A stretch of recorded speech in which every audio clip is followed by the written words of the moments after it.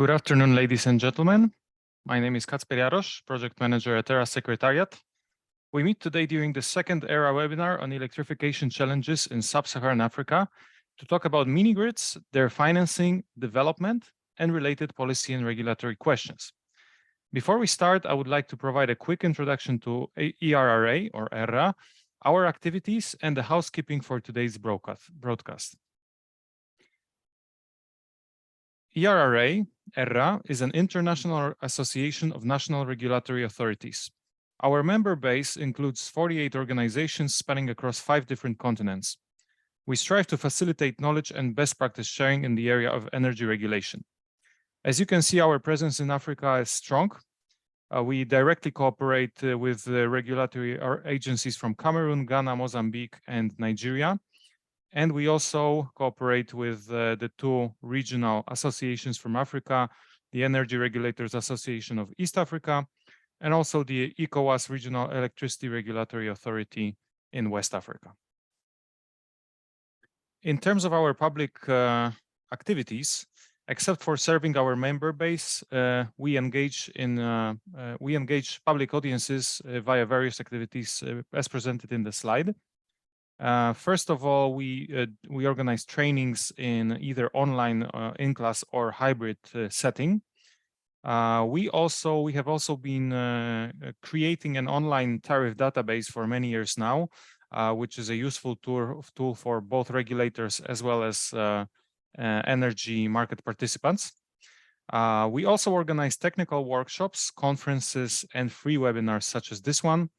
And lastly, thanks to the work of our technical committees and also on an ad hoc basis, we publish reports and issue papers on various topics that are relevant for energy sector professionals. For the webinar today, we have some housekeeping that I would like to inform about. First of all, this webinar is being recorded. All participants are muted for the duration of the broadcast. In case of questions, please type them into the chat box. And if your questions remain unanswered, for example, due to agenda shifts, we will be addressing them via email after the event. For any technical inquiries, please write us at secretariat@erranet.org. And while wishing you a pleasant and insightful webinar, I would like to introduce the webinar moderator. Mr. Andrew Tipping is the Technical Director at Economic Consulting Associates based in London, UK, where he leads ECA's Energy Access team. Andrew has been involved in the development of mini-grid and other off-grid policies, regulations, financing facilities, market assessments, feasibility studies, and market support initiatives for more than 10 years in several countries and for regional organizations. With Andrew's expertise, I believe the webinar is in really good hands. So without further ado, Andrew, I would like to hand over to you. The floor is yours. Thank you very much for your attention. And Andrew will not only provide some introductory speech to the webinar's topic, but he will also introduce the other speakers and guide us throughout the program today. Thank you very much. Thank you very much, Kacper, and good afternoon, good morning, good evening, participants, and thank you for your attendance in today's webinar. If you just allow me a moment, I will share my screen just to cover some introductory slides.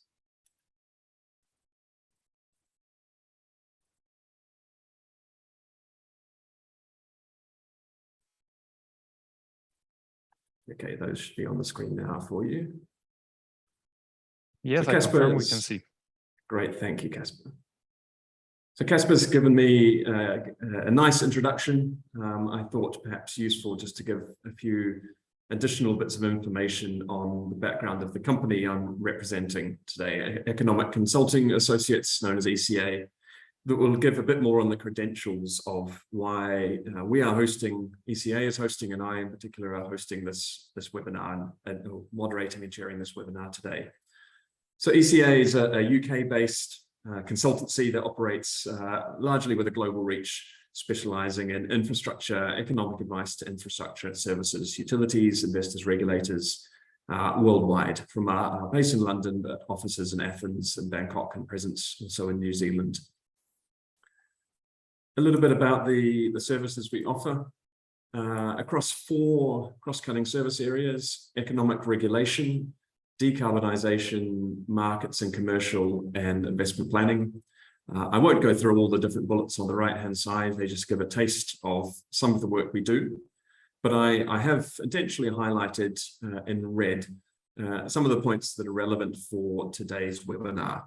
You can see we do quite a lot in the economic regulation space and network regulation, including tariff design, cost of capital advice, regulatory frameworks, regulatory tools, assessments, and so forth.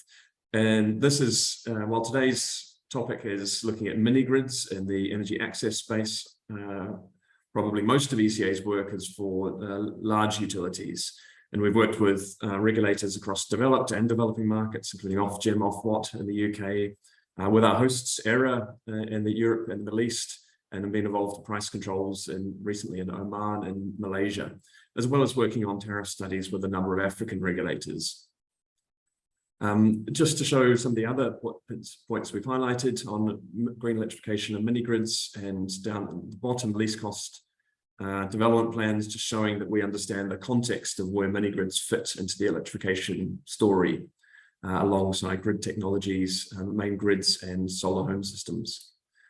One quick slide here, just explaining a bit more about what we do in the off-grid space, including mini-grids. So I won't go through each of these, but you can see some examples here: policy and regulatory frameworks, market assessments, financial instruments and design of instruments, feasibility studies, and the like. We now turn to the focus of today's session, and I presume that most of the participants will be familiar with what a mini-grid is. Just on this slide and the next, I will go through a bit of the background, setting the context for the discussion which will be taking place over the next couple of hours.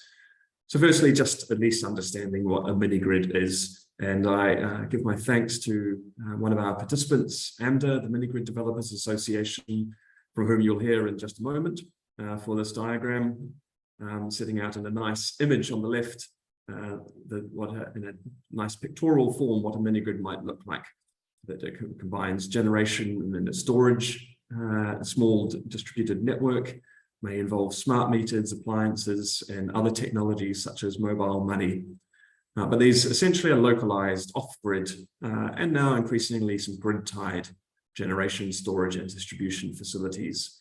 Distribution capacity, typically very small, maybe up to 10 megawatts, but a lot of this ones has been developed are in the sort of kilowatts range, predominantly with renewable energy, but also some retaining diesel as backup for their generation, with the users primarily being local households, businesses, and institutions in rural areas. So now we understand, hopefully understand, or have a common understanding of what a mini-grid is. A bit more on the context for the discussion today. This is, sort of, I guess, in some ways, a bit of a niche topic in the mini-grid space, one that I, in particular, have been involved in quite a few discussions with regulators, investors, financiers, donors, ministries, and the like over the recent years, trying to get a better understanding of the cost of capital and how it impacts cost of financing, how it impacts mini-grid regulation, mini-grid sustainability, and developer potential. I'm going to give a quick overview of where this fits in. The cost of capital point fits in to tariff determination, which is where we're going to be heading for the next couple of hours. We start by considering the costs. When a mini-grid is applying for a tariff, they have to set out what their costs are, and these are typically grouped under a lot of methodologies around the continent and around the world under 3 building blocks. The first, and perhaps the easiest of these to understand, is operating costs, the OPEX. What are the operating costs for operating a mini-grid? The second of these is return of investments. This is return of the capital investment made in a mini-grid. And the one that's we're going to be discussing or looking into a bit more today, the return on the assets that have been invested, the return on investment. these are the financing costs, the costs of financing a mini-grid development, costs of purchasing the assets. A bit on the calculation for this, and forgive me for going through a bit of this theory. This may be the last time we see this slide today, but hopefully just a useful basis. We start with the assets of a mini-grid. In regulatory terminology, often known as the regulatory asset base. You multiply the asset base by a reasonable rate of return, and that gives you your cash value for the return on assets. So what is the cash component? The cash part of the building block that corresponds with the return on assets. And it's this box in red that is the subject of our discussion today, where we'll be going particularly with our panel discussion a bit later. So what do we consider is a reasonable rate of return that should be allowed for a mini-grid development?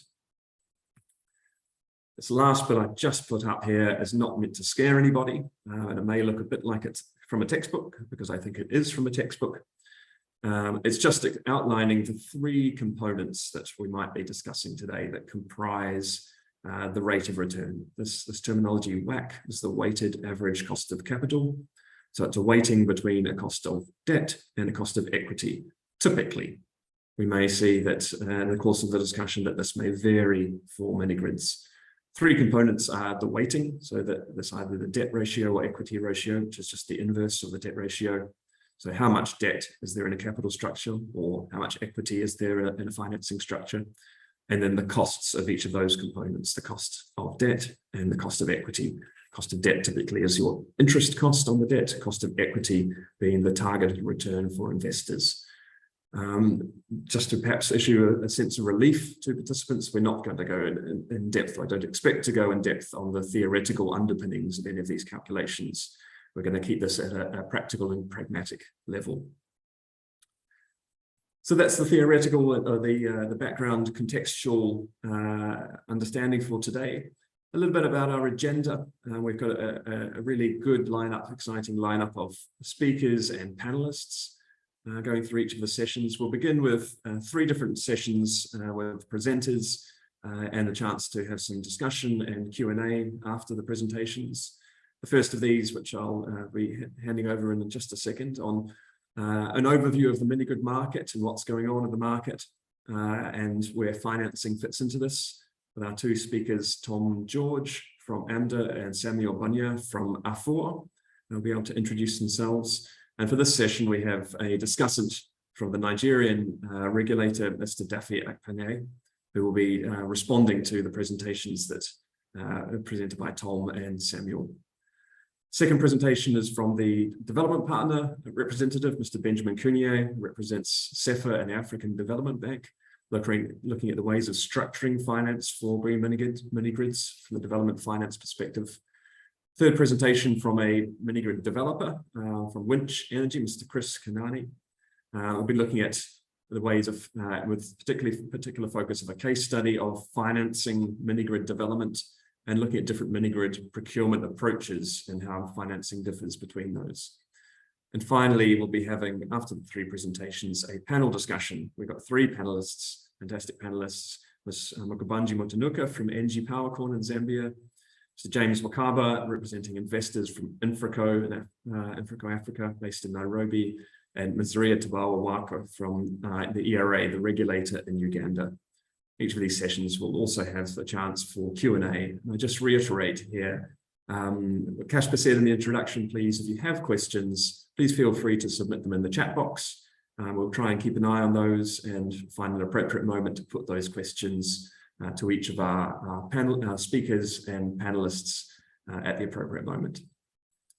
That's enough of an introduction from me. I'll stop sharing my slides and ask if Tom George you might be able to share your slides. Tom, over to you, and I will mute myself and turn off my video and hand to you. Tom, over to you. Super. Thanks, Andrew.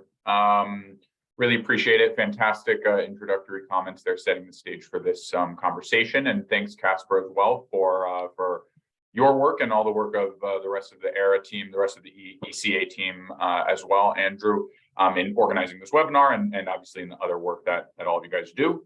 Let me just go into slideshow here. So I hope you guys can all see my screen. It's a pleasure to participate on today's call, and I'll provide some kind of brief introductory remarks about AMDA and about the work that AMDA's members do in mini-grid development across the continent, and some relatively brief thoughts on regulatory strategies of capital structures and financing and tariffs in the sector, and looking forward to further engagement with the rest of the kind of panelists and participants here. And thanks to all of you guys, the participants as well. It's great to see a lot of colleagues, a lot of AMDA's members, a lot of folks in government and other stakeholders that AMDA works with on the call. And to those of you I don't know, pleased to see you guys on the call as well. As a brief introduction to myself, perhaps to start, I'm Tom George. I'm the managing director of a consultancy called Africa Grant Advisors. That's my day job. Africa Grant Advisors works on financing and policy and regulation for the off-grid sector. And one of our great partners that we're very lucky to work very closely with is AMDA, the Africa Mini-Grid Developers Association. I'm very lucky to represent AMDA in a lot of contexts such as this one, and engage particularly with public sector stakeholders on behalf of AMDA in East Africa. Our focus is mostly working with AMDA in Kenya and Tanzania, and AMDA has a great team across the continent working in other markets as well. So let me just give a bit more background on AMDA. AMDA is effectively the industry association of private sector mini-grid developers and operators in Africa. And AMDA supports businesses that are undertaking the very challenging task of electrifying rural communities across the continent. And AMDA works with investors, works with policymakers, and leverages robust data and evidence to create policy environments and invest appropriately in achieving SDG 7 and many of the other SDGs that are unlocked when SDG 7 can be realized. AMDA is a bit of a combination of an industry association, a think tank, and an expert advisory firm that helps both governments and donors and investors better understand how to support the mini-grid sector to scale. Moving on, brief summary of AMDA's work in numbers. AMDA's members have deployed over 288 projects across the continent. These figures are always moving, so these figures are probably higher by the time I'm speaking right now, but at least 288 projects across the continent with over 2,500 kilowatt peak installed capacity on those projects. AMDA has 9 full-time equivalent staff in 4 countries and is also constantly expanding and building presences in additional countries where mini-grid development is becoming more active. There are over 41,000 connections made by AMDA's members so far, with over 200,000 ultimate beneficiaries, people using the power. And that's through a member base of 30 members in 15 countries. AMDA's work briefly summarized. So a quick argument as to why mini-grids are appropriate in the electrification mix. First, there are a few considerations that I would raise here. And first, there's often a lower ultimate capex than grid extension to reach deeply rural communities, especially where grid extension can often be in the thousands of dollars per connection. Mini grids can often be deployed for under $1,000 per connection, or sometimes maybe a little over $1,000 per connection, even in those deep rural communities, and therefore a lower total capex for the project and on a per connection basis. Mini grids also have a great reputation for reliable services. All of the AMDA members and the ones that we work with in East Africa have really fantastic uptimes, on average well over 98%, and with most members except for 1 or 2 very rare events that have happened, there's been over 99% uptime. Also stable voltage being delivered, and these are service qualities that often, especially in rural areas, utilities struggle to deliver. So this level of service reliability is an important consideration, especially when you look at customer service and delivering for the customers. Another reason for mini grids is that they can often be deployed very rapidly. They can usually be developed and deployed in as little as 3 to 6 months. whereas grid extension can often take much longer than that, and that rapid deployment is a nice upside of incorporating mini grids in the electrification strategy. And last, local development, especially local economic development and customer support, is an important part of most mini grids business models. The operating teams at the developers work to support their customers. They often provide financing or loans for appliances and equipment. And there's often an element of direct employment creation and women's economic empowerment through the mini grid. So these are some other important kind of impacts that mini grids bring. We work very closely with the developers that are AMDA members in Tanzania. I'm here in our Dar es Salaam office right now in Tanzania, and we're lucky to work with these great firms that have mini grid portfolios across the country. And I wanted to provide some kind of background and information on the types of developers and the types of projects and the sizes of those projects that you generally might see in the mini grid sector. So you can see here a few of our members in Tanzania. You can see their installed capacity, the number of sites that they're working with, and the technologies that they use, and the ultimate number of beneficiaries. So I won't go through in detail, but just a couple things to point out.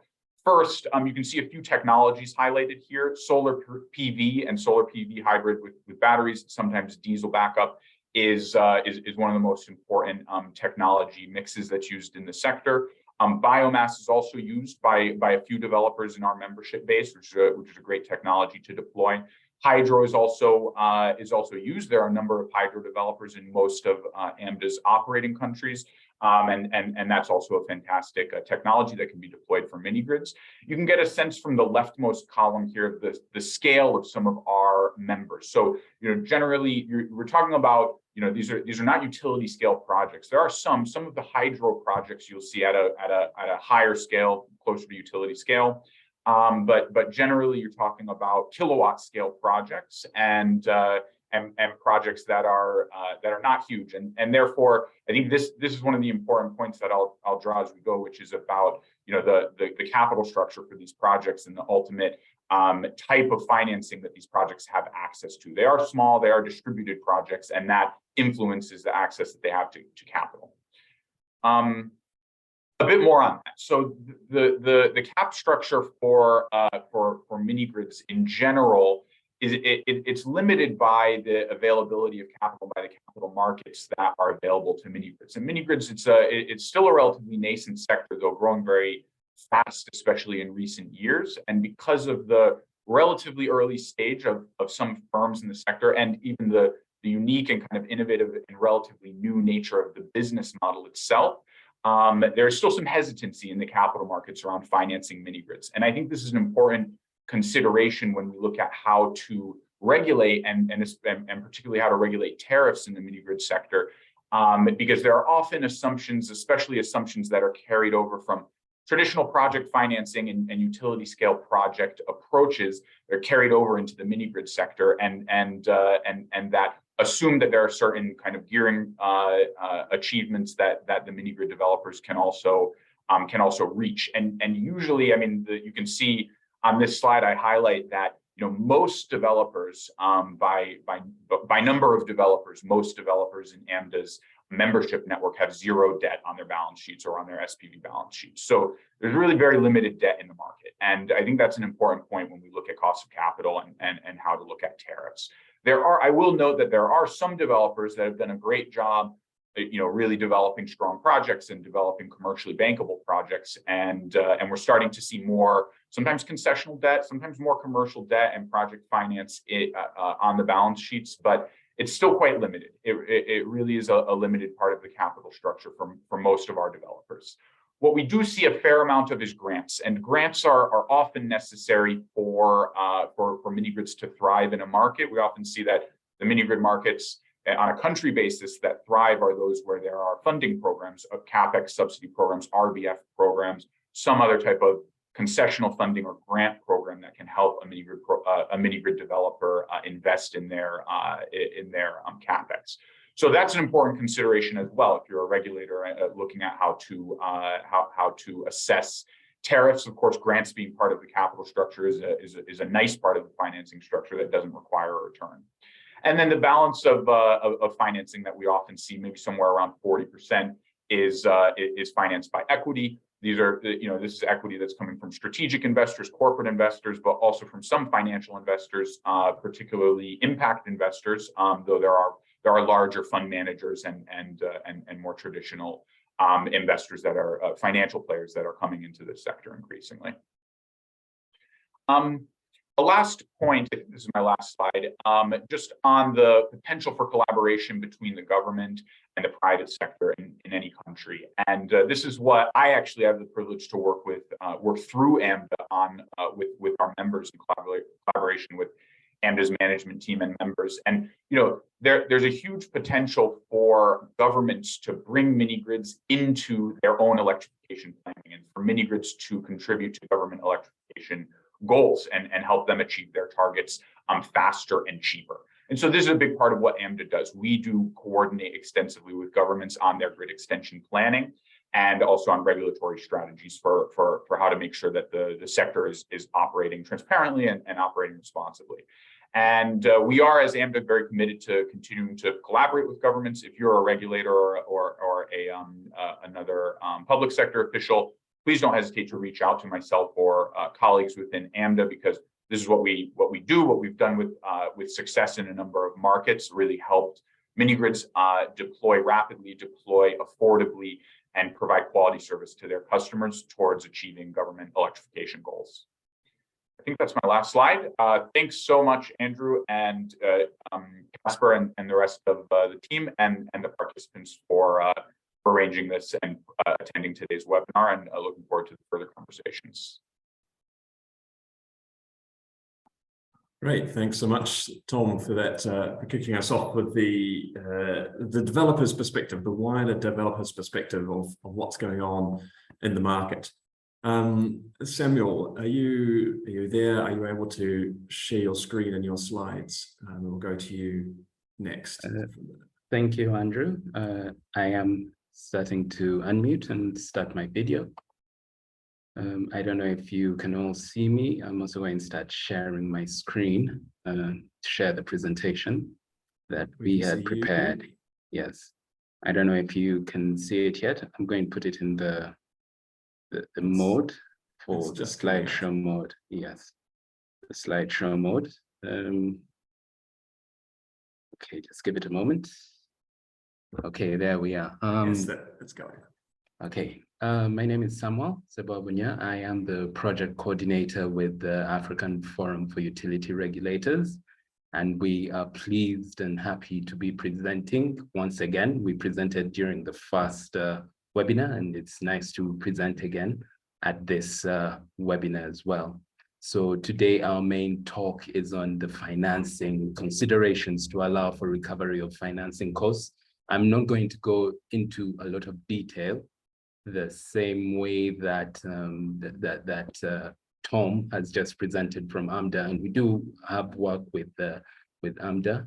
We work with them on certain projects. There are a few things he has mentioned that I am going to mention as well, so you will understand all that. So again, mini-grids, and it was really nice of you, Andrew, to give a brief description of what mini-grids are. And one of the most important things to note about mini-grids is that they are the key to ensuring that there's universal access to energy on the continent. And as of 2021, this is through World Bank statistics, there are over 4,000 mini-grid projects planned on this continent. That just shows you the magnitude that mini-grids are going to play onto this continent. And why are mini-grids important? Because like Tom said, mini-grids have an easier access to remote areas on the continent, because mini-grids in most instances will serve the people who we would term as they're located in rural areas. And from that, and it's also important to note that mini-grids are also easy to integrate into domestic and industrial uses compared to the smaller solar systems, which are more prevalent on the continent. And also not forgetting that the main grid, it really takes time for the main grid to reach some of these remote areas. So with mini-grids, it becomes important for both the private sector and the public sector. Private sector, in this case, being the investors, the donors, the developers themselves, and the public sector being the regulators, the ministries, typically the governments.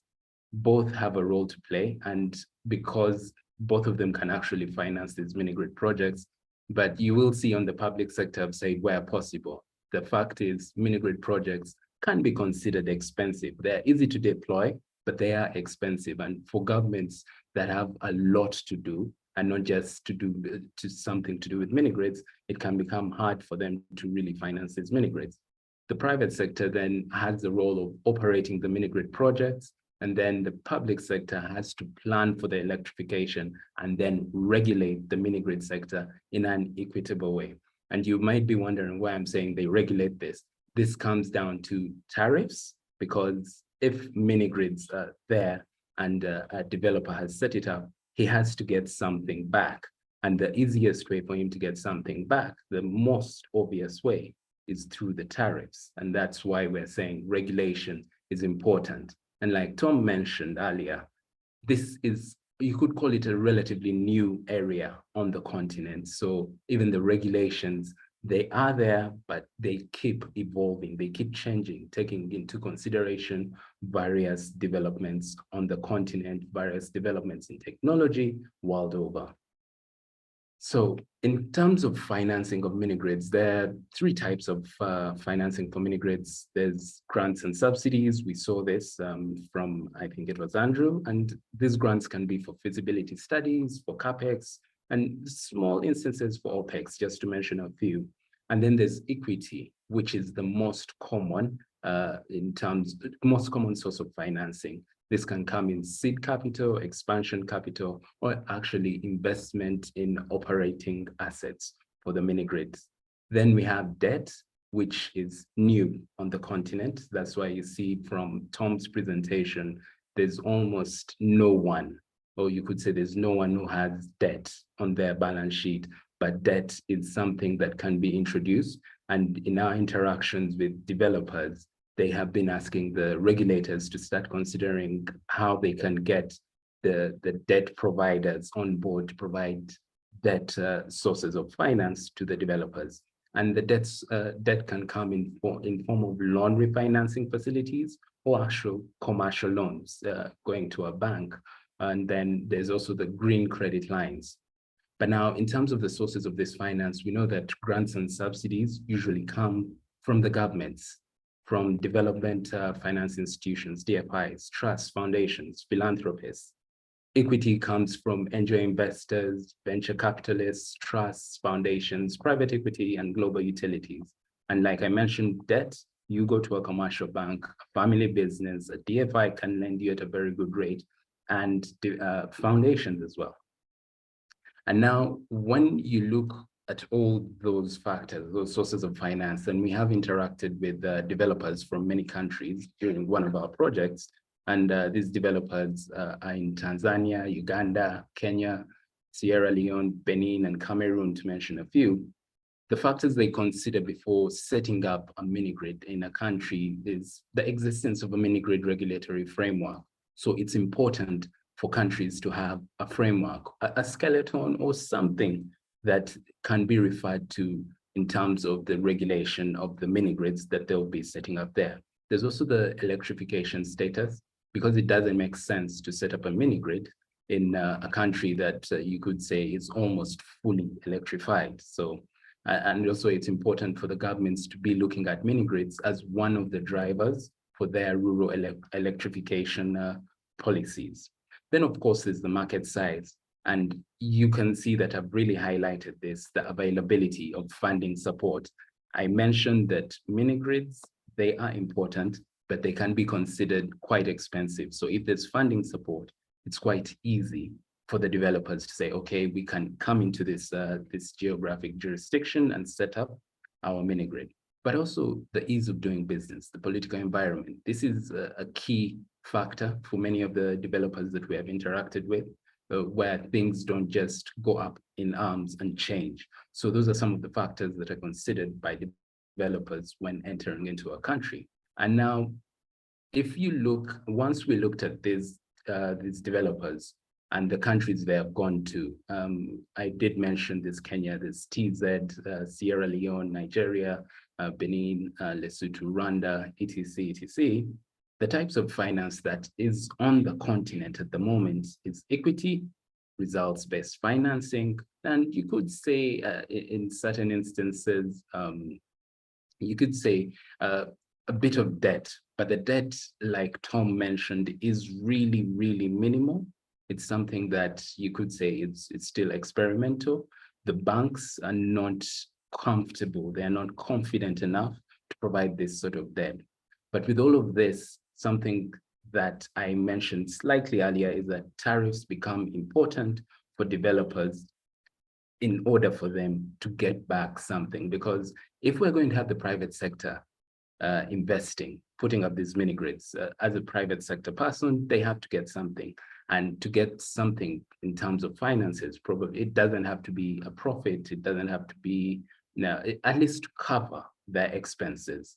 That's why it's important for us to factor in the need for tariffs and regulation of tariffs and how we come up with these tariffs in everything that we do as regulators.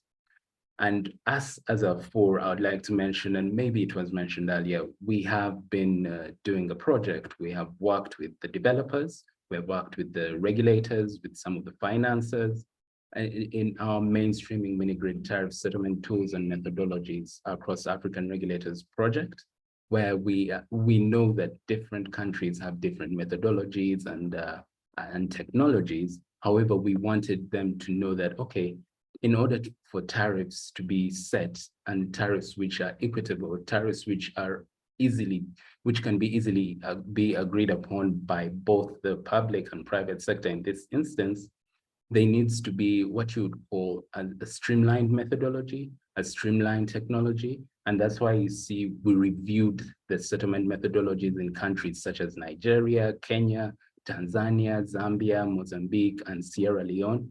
And that enabled us to come up with an enhanced standardized tariff settlement tool that is based off the reviews from these particular tools and methodologies in these countries I've mentioned.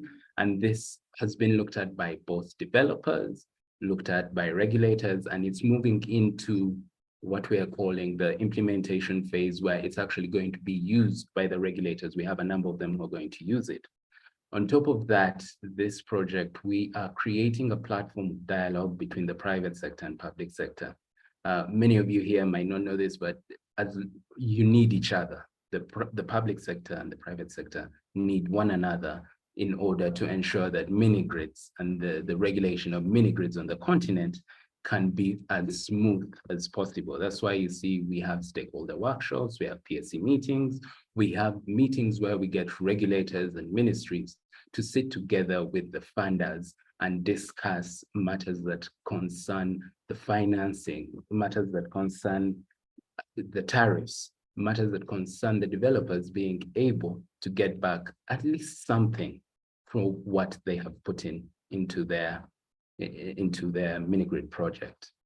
And with that being said, I would like to thank you all for your attention. This has just been a brief presentation. In case you need any information, any clarification, you can put it in the chat box, or even share my contact information is right there. You can send me a text or an email. Thank you very much, Andrew. Back to you. Great. Thank you very much, Samuel. Samuel, just before we let you go, there was one question that's come through in the chat.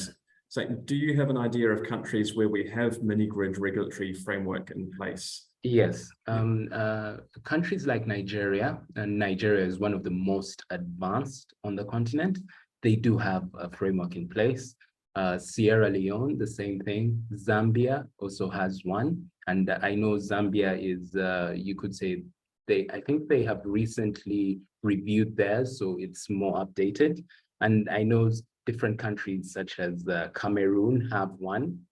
We have countries like Uganda, though Uganda, it's still a work in development. So those are just a few of the countries that have these frameworks in place. And maybe as a full you can reach out to us and we can easily connect you to some of these regulators, and you can actually even sit down, discuss with them their considerations, what they were thinking, but also you can have access to some of these frameworks because some of them are on the public domain, or we can set up a meeting for you to meet the regulators and talk about that. But also something more to do with that, in our project, we are actually having a discussion on these regulations and guidelines, just speaking with industry experts to discuss what could be considered the model, the ideal, to guide you in your considerations if you're a country that's seeking to set up a mini-grid regulatory framework. Yeah, thank you. Fantastic. Thank you very much, Samuel. That's much appreciated. Now, maybe I can allow you to drop off and see if we can bring in Dafe. Dafe, are you there to come in and offer some thoughts on what's been shared so far? Or I'm not sure if you have other slides or just want to respond to some of the comments. And just quickly, Dafe's coming from, I mentioned, from Nigeria. Samuel's just given an introduction and a plug for Nigeria and its mini-grid framework. And for those who worked in the sector, we know that Nigeria's framework is very highly regarded in the mini-grid space. So Dafe comes and speaks with some good authority as a regulator in this space. Dafe, I hand over to you. Okay, good afternoon, everyone, and thanks for inviting me. It's been a pleasure listening to the various remarks of the earlier contributors. When we look at mini-grids from a overall regulatory standpoint, we look at it from balancing the interest of the different stakeholders. There's the primary interest of the unserved or underserved community to get supply, or whether it be by the grid supply or a mini-grid or by solar home systems. If the customer hasn't been previously served, there's the issue of cost and economies of scale to serving this customer plays a key consideration with the deployment of service for those customers. And a middle ground has been the deployment of mini-grids. As we've seen, they are fast to deploy. From when you get an approval, we've seen that the mini-grids get deployed in well under a year, a couple of months to a year. They're on ground and they're serving the customers. From a customer satisfaction standpoint, as attributed by the first speaker, because the supply is on ground, he's serving what is pretty much a captive market. You don't find the complaints you would find with most of the wider on-grid customers. All the customers tend to be metered. They're appreciable better hours of service, and there's quicker fault resolution. So when you look at those key considerations, you now come down and you take the consideration of the financing standpoint. As from a regulatory standpoint in Nigeria, we allow this to be done on a willing buyer, willing seller basis between the customers and the mini-grid developers. But we need to bear in mind, you assess the financing and ensure that it's tied in with the customers' affordability and how they're able to pay over a certain period. But the key risk that we tend to balance is when going back to the principle of economies of scale, when the grid does come, the grid is always would always be cheaper than the mini-grid. So under the Nigerian framework, we've put in place some options. One, there's an option to allow the mini-grid become a grid-connected mini-grid, whereby this mini-grid infrastructure feeds into the existing grid. And also there's also the option for the grid utility, to take on those assets and pay a return to the mini-grid developer. So because you have the creeping uncertainty, because as the regulator isn't going to say that the mini-grid the customer shouldn't be served by the major grid when it does come along, you will find that, and you'll notice that both speakers said there are issues with getting debt financing. Because of that uncertainty, unless someone does something to improve a better model, it will be very difficult to get debt financing for mini-grids.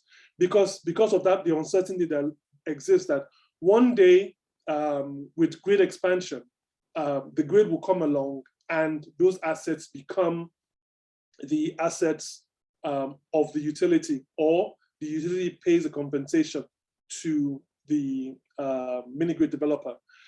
It's going to be a bit difficult to have debt financing, because these loans, for them to be affordable, they usually tend to be long-term loans, as you would find in most project financing transactions. And with that uncertainty, it may be a bit difficult to have debt financing. So what we're seeing in Nigeria is we have a lot of donor support and subsidies in this area. And with the mini-grid regulations we've put in place, we've taken a light touch to it, so that it's not very bureaucratic, and the ease of obtaining the permits. There's an online portal where developers can file their applications. But the major consideration is you need to ensure that the customers are protected, and there's also the need to guarantee some form of exclusivity. And that's why you would want the developer to enter into some form of arrangements with the communities, so you don't have competing mini-grids trying to serve the same communities. So once that has been done, we've taken a very light approach to it in Nigeria that allows different developers to come in and serve communities that they've done the feasibility studies and entered into the appropriate legal arrangements with them. Once that has been proved, has been proven to be gotten, there isn't a challenge from a regulatory and government standpoint. So from the government standpoint, what we're seeing is from an uptake view is mini-grids have been a bigger push for the deployment of renewables in the country. We don't have any grid-connected renewables at this moment onto our grid, but we're seeing that there's a lot of renewables, solar being deployed at mini-grid levels. And we're seeing that it's also not also being deployed strictly for mini-grids as well. It's also being deployed for captive solutions to large industrial customers and schools and hospitals that form a certain in a certain enclave. So that's what's been happening in Nigeria. But from a financing standpoint, we see that we tend to have mainly funding from grants and subsidies and the equities.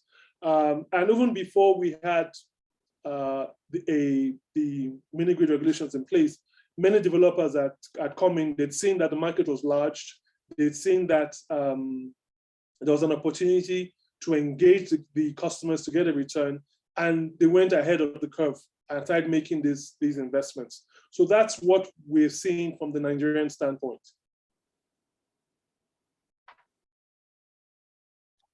Fantastic. Thank you, Dafe. It's really appreciated to get the Nigerian standpoint from a country which has really launched in a big way into the mini-grid space.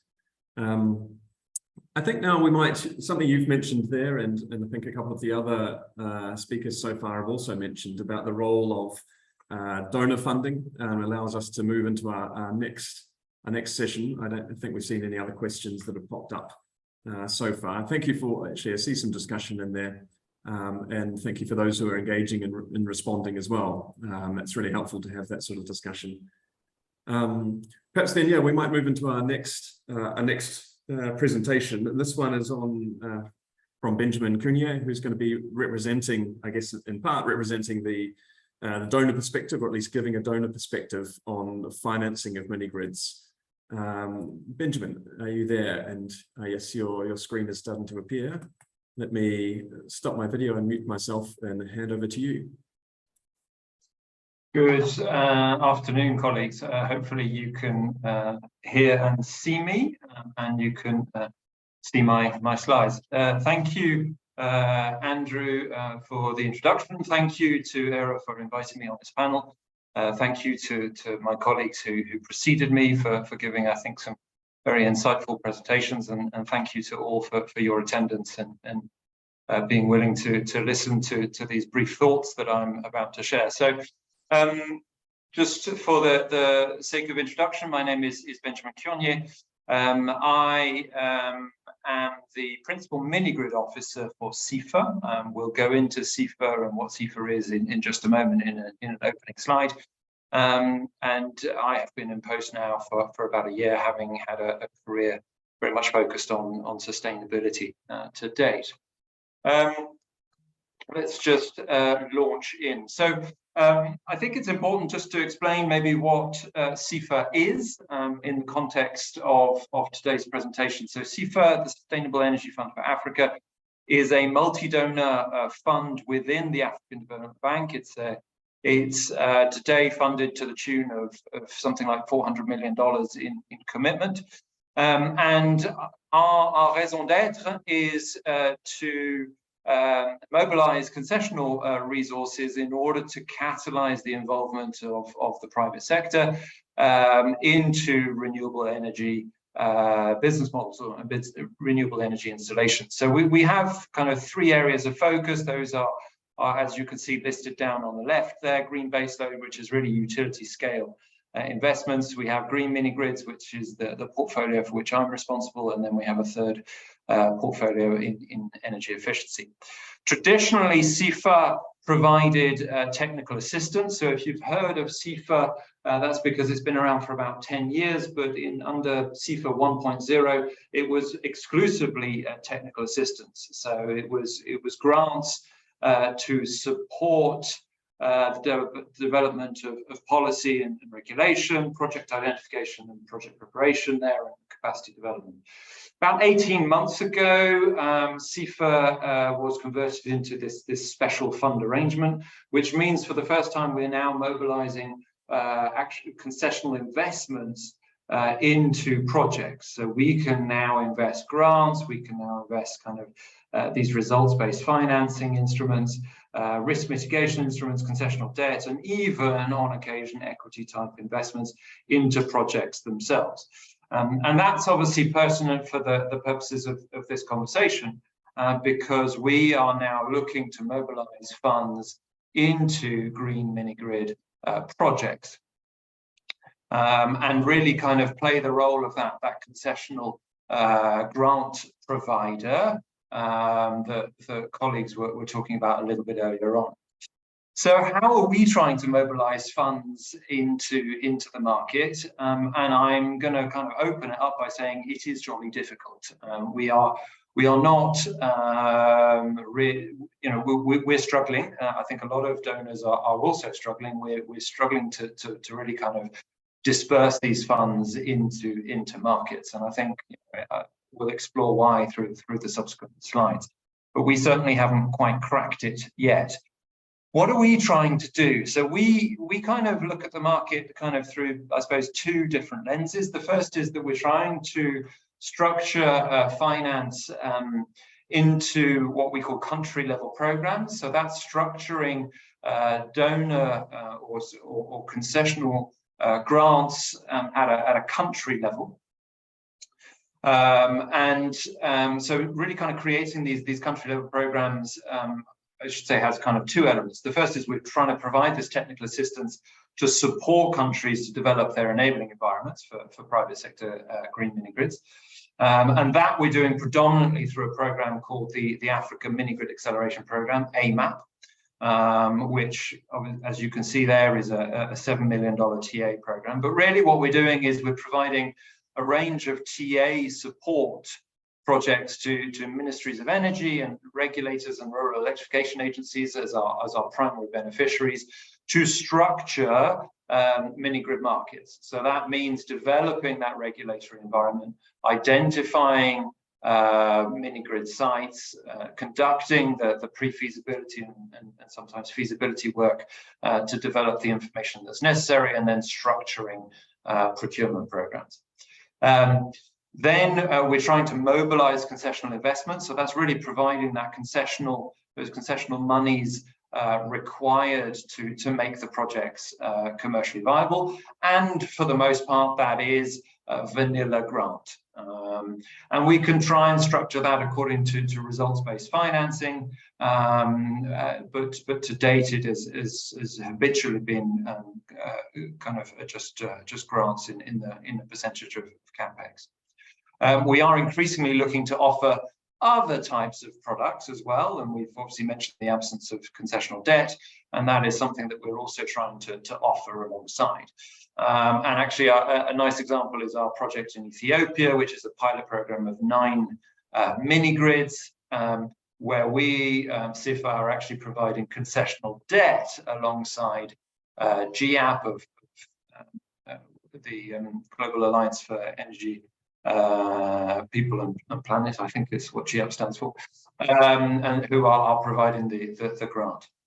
But because we're struggling to kind of, inject money into these country programs, we're also trying to fund what we call platform investments, and those are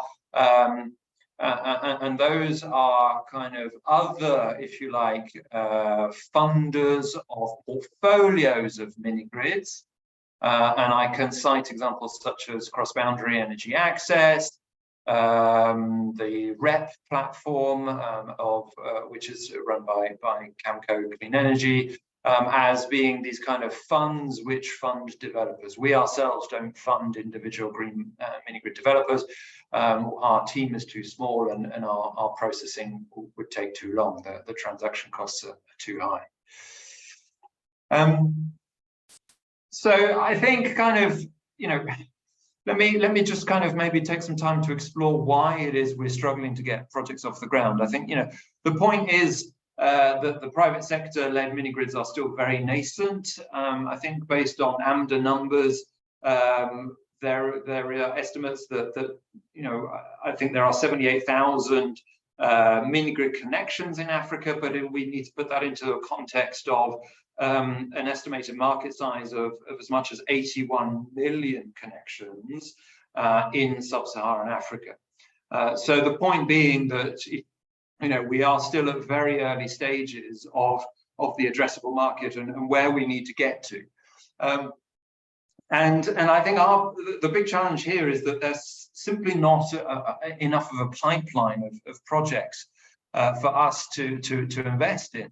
And even those projects that we do have that we're developing, and I've listed a few here, I can share with you that it has taken an inordinate amount of time to structure those programs. And in many cases, we still aren't nearing disbursement stages.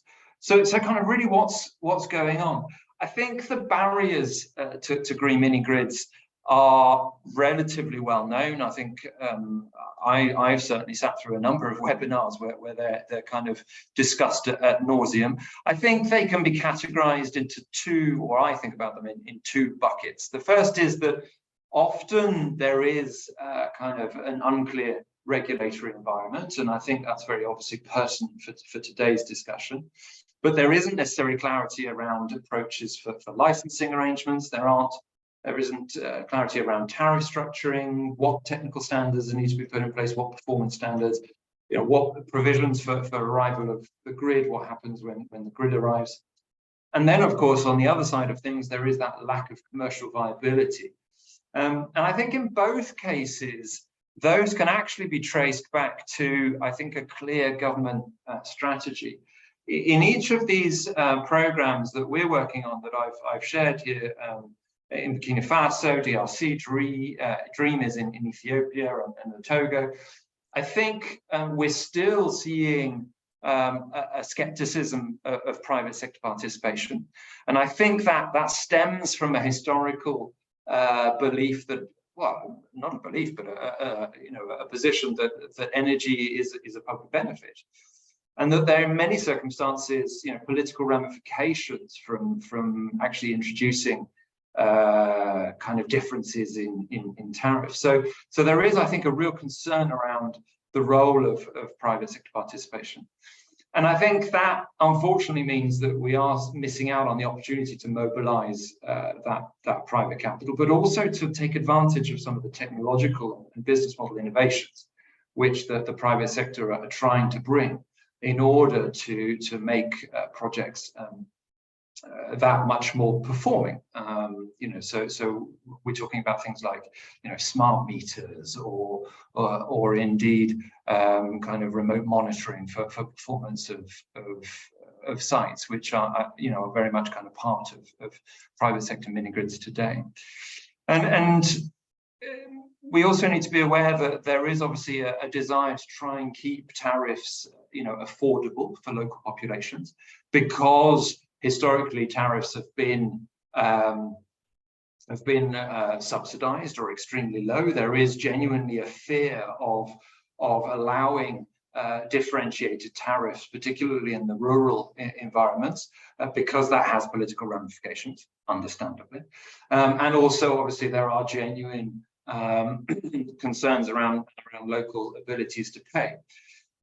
All of which means that in terms of the programs that we're structuring, we are seeing extremely low portions of private sector participations. The potential for private sector participation is extremely limited. I was interested to note that Tom's slide talked about as much as 40% private sector participation. Well, those are levels that we're not seeing in our programs at all. You can see here, kind of on the slide on the graph on the left here, we are seeing kind of private sector capital typically hit around kind of maybe 10, 15, 20%, because of the need to try and keep tariffs as low as possible. And what that means is, and what we're also seeing in terms of that capital that's being deployed by the private sector is that typically the cost of capital that is being quoted is roughly anywhere between 10 to maybe a maximum of 20% IRR. Any more than that, and actually that private sector capital is pricing itself out of an ability to participate, because the tariffs, be they driven by political desire or be they driven by genuine local abilities to pay, simply cannot handle kind of greater private sector participation. So what are we trying to do to promote private sector participation? Well, I mentioned that kind of point around technical assistance, but we are increasingly trying to provide, I think, kind of coaching services to government beneficiaries around program development. I think there are, I'm observing that there are, essentially a series of political choices that need to be made fairly upstream of the development of green mini-grid programs, which need to be made in a full understanding of the advantages and disadvantages of such. And that relates to, okay, well, what is our tariff approach? Are we going to allow differentiated tariffs? Are we looking for a harmonized tariff approach? What's our position on this? Are we going to allow the private sector to identify and develop sites themselves, or are we picking sites ourselves as government and putting those out to market? What is our favored kind of business model approach? Are we looking for are we promoting EPC type models? Are we looking for a split asset arrangement, or are we going for a full kind of private sector owned and operated approach? There's an interesting arrangement in Togo being developed where the Togo is actually taking an equity stake in the SPVs as well. That's a completely brand new model, and obviously it's taking an awfully long time to work through that. But I think it's really important that these decisions are made upstream, and we're trying to kind of provide TA, so that we're clear about what the rules of the game are. We're also trying to promote kind of standardized market development approaches. I think historically TA tended to focus on developing developing tools and models at a country level. And I think we are now moving away from that, and I think we want to promote very much more standard approaches, including standardized tools. And you can see that in throughout, I think, a number of technical assistance packages which have been provided by us, by the scaling Minigrid program of the IFC, of Get Transform, increasingly trying to standardize the models. Our four kind of tariff model is I think a lovely example of where we're trying to kind of move towards kind of standardized documents. We're evolving our finance offering to cover that viability gap. So I think here it's a combination of grant, it's structuring that according to results-based financing, introduction of concessional debt to introduce that debt piece. And we're starting to think about de-risking finance as well. So, are there ways of reducing the risk of mini-grids related to revenue, related to currency risks?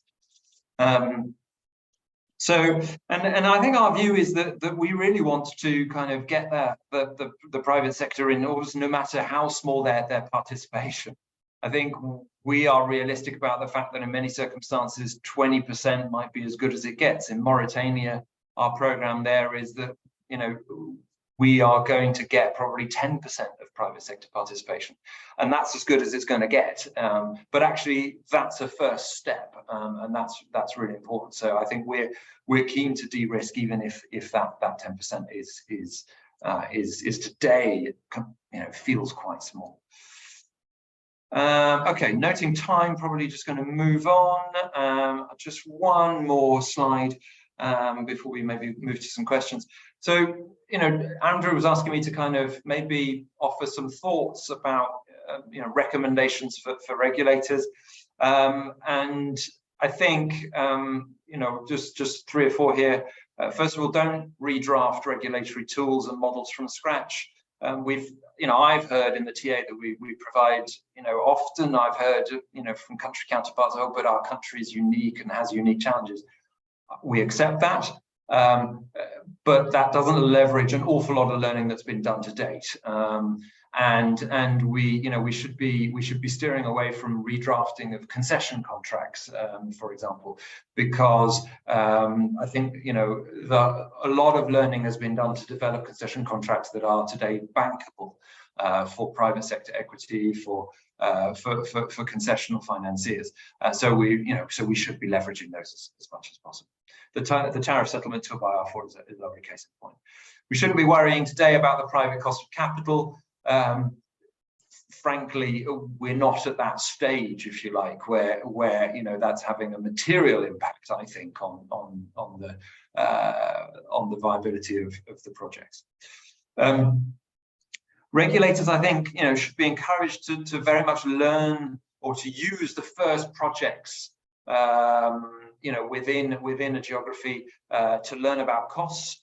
I think there is always a fear, if you like, of over subsidizing or allowing projects with too high a cost. I think we should be accepting that the first 50 mini-grids or the first 100 mini-grids, they might be wrong, but actually there's a fantastic learning through the exercise of those 50 or 100 mini-grids, whereby we learn what the actual costs are, we learn what the cost benchmarks are, and we can kind of start to refine the offer in subsequent rounds of procurement. I think we shouldn't be worried at this stage around over subsidy or squeezing the margin. I think we really should be, quite frankly, there's an awful lot of subsidy that's today available that we're struggling to disperse. So actually what we need to do is we need to get projects out there. We need to start electrifying, because we haven't got long to meet the SDG objectives by 2030. We need to be focusing on sustainable sustainable projects, and that should be our focus. And actually linked to that, we should really be focusing on that quality of service delivery. So procurements, I think, need to really focus on ensuring quality installments. Are we using developers that have got a history of developing successful projects, that have got a history of capitalizing economic development in the projects in which they've developed? We really should be focusing on those as our key performance indicators. I'll stop there. Probably enough from me. And I'll stop sharing, and maybe there are some questions. Thank you, Benjamin, for a very interesting presentation, and it's great to get this perspective from a development partner who's very close to the action of what's happening in the Minigrid space. We had one question that's come through from Frederick. Can SEFA also provide tariff subsidies on a kilowatt-hour basis? Maybe you could consider this as not just a yes/no question, but approach it more broadly about the design of subsidies. Is there something you could say there?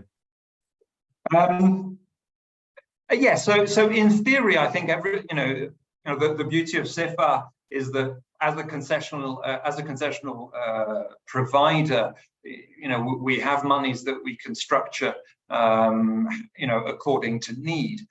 I think it's interesting to see that I'm not aware of a subsidy on a kilowatt-hour basis in mini-grids. It's not a structure that I've seen deployed before. I think there is a preference. I think that the market is going towards this kind of results-based financing approach as a means to try to accelerate development. Otherwise, subsidies have been done on a kind of a straight kind of percentage of capex basis.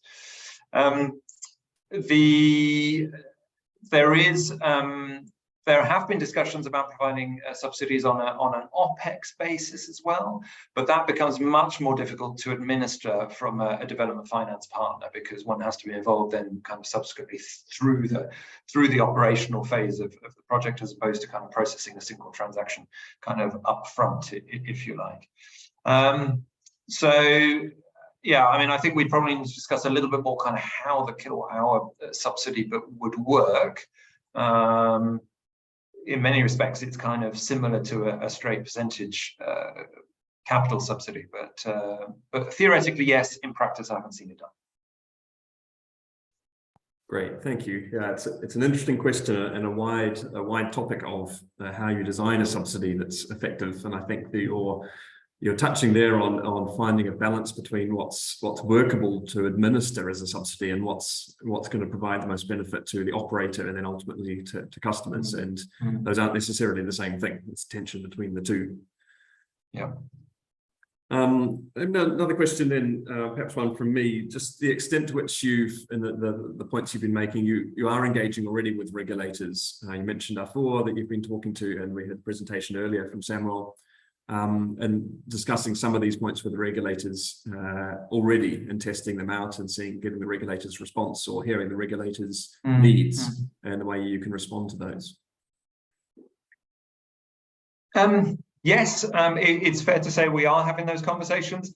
I think you've seen from the list of countries that we're engaged in, they're arguably slightly earlier on their mini-grids journeys than certainly the Nigerian colleagues, or maybe the Sierra Leonean colleagues, whose infrastructures are that much more in place. So these are very much so these musings that I've offered are very much kind of conversations that we are having with the regulators, and they're very similar conversations, which I think is what prompts me to come to a place where we need to be having we need to be having much more structured conversations with these counterparties to take some of these important decisions up front, rather than developing our markets kind of on a bit of a trial and error basis, which I think was the right approach historically because we didn't know. But I think now we know enough about what works and what doesn't that we can start to be that little bit more prescriptive in terms of how we develop these markets. Great, thanks. And is a comment that's come through from my friend Engineer Bukachi from ERRA in Kenya. And I'll wrap it into maybe a wider question. And he says that tariff subsidies would present sustainability challenges unless it is a consumer cross subsidy. And I think he touches on the point there about sustainability. And I think in your presentation, you highlighted what is still quite a large need for donor or at least some form of subsidy to support projects, to the extent that a lot of the cost or the commercial cost is effectively diluted to make things presumably affordable. What is a sustainable model? Are we to expect that these systems will forever require significant subsidy, be it from donors, be it from governments, or potentially cross subsidies, so it's some way of recovering from other utility customers? Yeah, absolutely. I mean, I think there are a number of subparts to the answer to this, but I think today I'm unashamedly saying yes, we absolutely must subsidize. There is an urgency today in the need for electrification for really the importance of Africa's social and economic development. And the need to also to hit the electrification targets that we need and so that we have no choice. So today we need to be subsidizing. Let's not forget that let's not forget that the grid or the traditional systems, be they in Africa or be they wider, were also heavily subsidized by the state. And today in Europe we don't pay. We don't pay a cost reflective tariff for electricity either. We pay only the marginal cost of production of electricity. So electricity, be it in the more traditional developed, centralized grid models, was equally subsidized. So I think we're never going to get away from subsidy. How do we reduce the subsidy going forward in order to accelerate, in order to make the subsidy go further? I think the holy grail when it comes to mini-grids, I think, is finding models that catalyze economic development effectively and quickly. I glanced over our project in Ethiopia, but there the 9 mini-grids that we're developing are based on electrifying pre-existing irrigation loads. So the mini-grids will be 70% of the anchor load of the mini-grids will be servicing irrigation loads on a commercially viable basis. And the idea is there that it's the commercial users who end up cross-subsidizing the residential users in those environments. And I think we need to, and I think increasingly as kind of multilateral financiers, we are looking for those productive use opportunities or productive use models whereby we can see immediately kind of the opportunity to cross-subsidize commercial with residential users. I think we are not at the stage, unfortunately, where we can cross-subsidize between the on-grid urban users with rural off-grid users, because in many circumstances in Africa, the state monopoly has not got a surplus with which to do it. Already, those users are being subsidized themselves. Great, thanks. Thanks, Benjamin. That's useful insights there, I think. Just to let you know, there are some other questions that have come through that perhaps we won't touch on now, just in the interest of time, but a couple of questions that I think are targeted at you.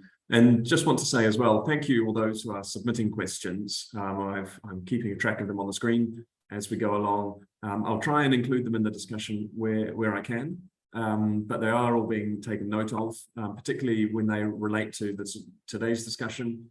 If we don't address them today, then we'll make sure they get sent to at least to whichever speaker or panelist they appear best suited to, and they can respond via email to you. So please do keep those coming, and please, yes, do engage in discussion. Please respond to others in the chat box as well. If someone's asked a question and you want to respond, that's fine. We enjoy that sort of discussion too. Thank you, Benjamin. We'll move on to our next presenter. It's Chris Kanani from Winch Energy. Chris, I hope you're there and you're able to share yourself and share your screen and enlighten us with your presentation. Thanks, Chris. Thank you, Andrew. Appreciate that. Kacper, I believe you're going to share your screen with my slides on. Yes, that's correct. Please just give me a moment while I launch the presentation.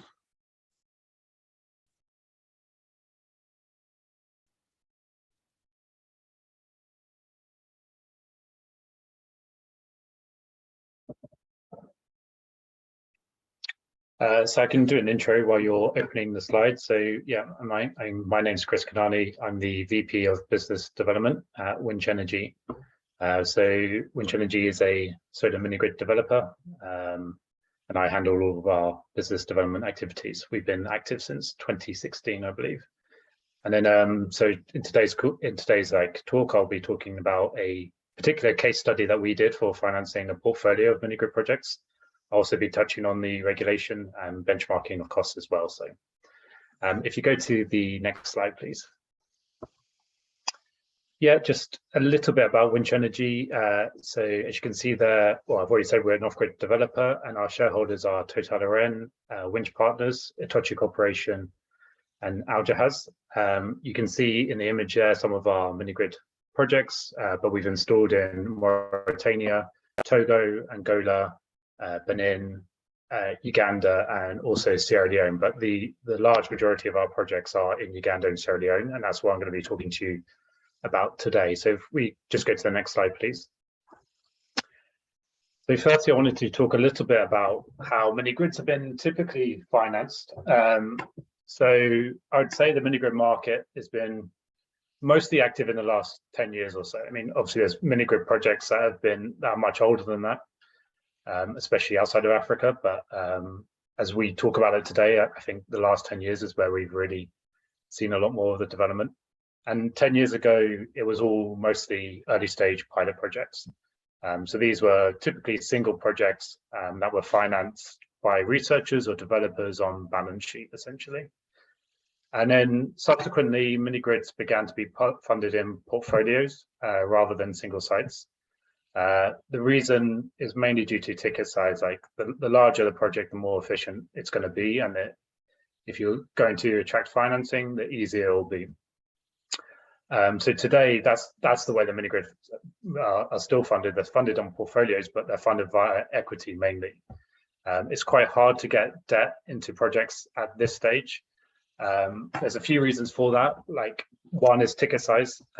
Projects are still too small, even though they are portfolios, they're still too small. The reason for that is if you had like a $10 million project or so, and you're trying to get debt in pre-construction, then a lot of that project cost is going to be taken up by transaction costs, the cost of lawyers, the cost of financing, your development costs. So if you're going to go through that pain, you may as well fund or it's better to fund a bigger project. And that's why a lot of debt providers will have this minimum ticket size that they look for.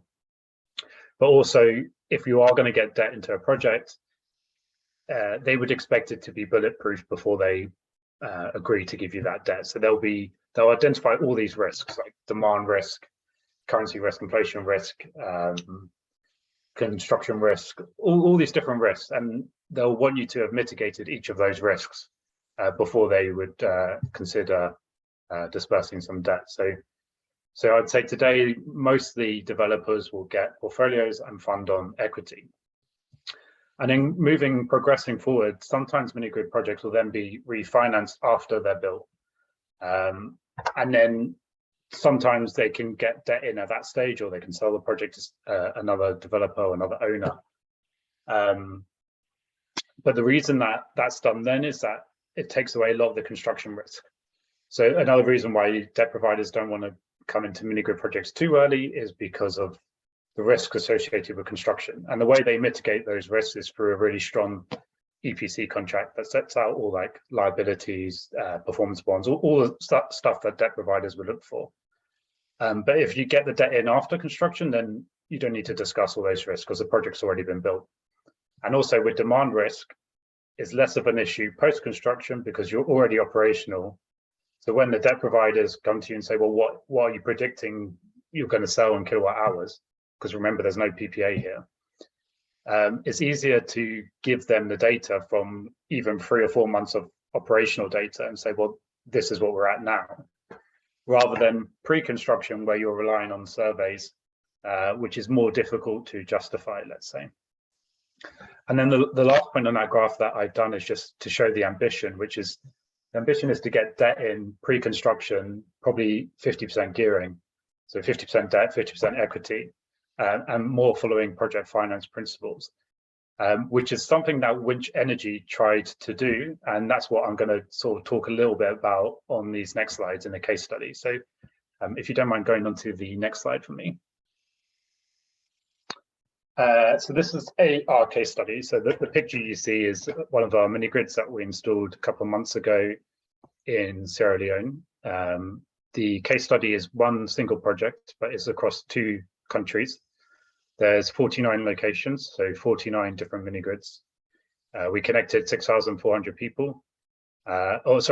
We did 6,400 connections, which is equivalent of about 50,000 people. And the project cost was about $16 million, and that included subsidies as well. We had 3 debt providers in there, 2 equity providers, and 2 contractors. So we did manage to get some debt into this project. We got some equity providers in there, but it was quite difficult. And I'm going to talk a little bit about some of the challenges with that. If we go on to the next slide, I'll just explain a bit about the context behind the project. So the project started in 2017, and there was 2 tenders, one in Uganda, one in Sierra Leone, totally separate, not linked at all.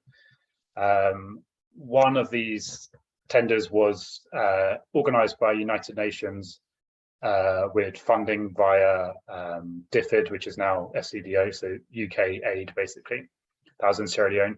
And in Uganda, same time, 2017, they released a tender which was organized by GIZ, funding by the European Union. Winch bid on these 2 tenders. We were successful on both of the tenders. And then what we did is we then decided to try and take it to the market to see who'd be willing to finance that project. And very quickly, the feedback that we received was, well, this ticket size is just too small. They were about $7 or $8 million each, the projects. And yeah, the feedback was, well, if we're going to finance this, the transaction cost would be too great, and it's not going to be worth anyone's time to finance it.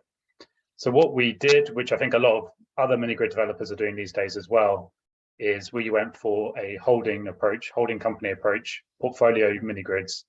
So we created a holding company that sits in the UK. That holding company then owns the asset codes of in Uganda and Sierra Leone. And that meant we were able to get the debt and equity in at the holding level and then lend it on down to the SPVs. But that was only made possible because both of these tenders were on similar timelines. So we were able to combine them into one project, essentially. But the maps that you see is that's the locations of the site. So in Uganda, they're all in a district called Lamo district. It's right on the border of South Sudan, so right in the north of Uganda, all very close to each other, which is beneficial for us, especially in the operations. And then in Sierra Leone, again, they're all in the northern part of the country. Sierra Leone, there was actually 96 mini-grids. We won 24 of them, but then other developers won the remaining sites. There's 3 developers in total. So if we go on to the next slide, I think I'll talk a bit about the structuring of the deal. So I mentioned 2 equity providers. So that we put equity in ourselves, and then we also went to Nearty Off-Grid Africa, who are a equity provider who are mandated to invest in off-grid mini-grid projects. So that's their bread and butter. That's what they want to invest in. And then on the debt, you see there we've got FMO and Rep Camco. Rep Camco funded Minigrid projects for the last few years. They're very experienced. They're probably the most experienced debt provider of Minigrid projects. They also provide equity, I believe. So we wanted their involvement because they've got knowledge of the sector, essentially. FMO, this was their first transaction in the Minigrid space. So I think there was a bit of learning on their side regarding the Minigrid market. And they provided the senior debt into Winch Energy Holdings. And as I said, that then gets lent onwards down to Winch Ltd and Winch Uganda. And it was on a 50% gearing basis. So 50% of the equity came from Unity and Winch, and then we got 50% debt from FMO and REP. Going downwards on that graph, there was also there's subsidies in both countries, but in Uganda there is an RBF subsidy, results-based finance subsidy. So once we hit certain milestones, we get paid back that subsidy. What we wanted, the subsidy was about $2.8 million. So we approached some funder and said, can you give us a short-term loan, a bridge loan for that subsidy amount? And then we will repay you once we hit the milestones with RBF, which I think is what a lot of Minigrid developers will be doing going forward with a lot more RBF programs, is they'll be getting these short-term bridge loans to cover the amount, and then they get repaid on fulfillment of the milestones. So we took out a $2 million loan with some funder, which is now fully repaid because the projects have been built and the subsidies have been dispersed. We also have, of course, subsidy agreements with the different entities, different donors. So UK government, European Union, and then the concession agreements with both the governments in Uganda and Sierra Leone. And then in addition, we incorporated 2 operating companies, hired a big team of local people who are experts in operating these systems, and they signed extensive contracts with the SPVs, setting out all the terms of how we should effectively operate the system. So that was the general structure. I think my first point to say is that it's actually quite a complex structure, relatively complex, made even more complex through the many sites that we have. It's not just one project here we're talking about. We're talking about 49 different locations across 2 different countries. We also had 2 EPC contractors involved. So we made the technology on the generation, and then we also got Sagicom involved on the local works. So that meant 2 separate EPC contracts and an interface agreement between them.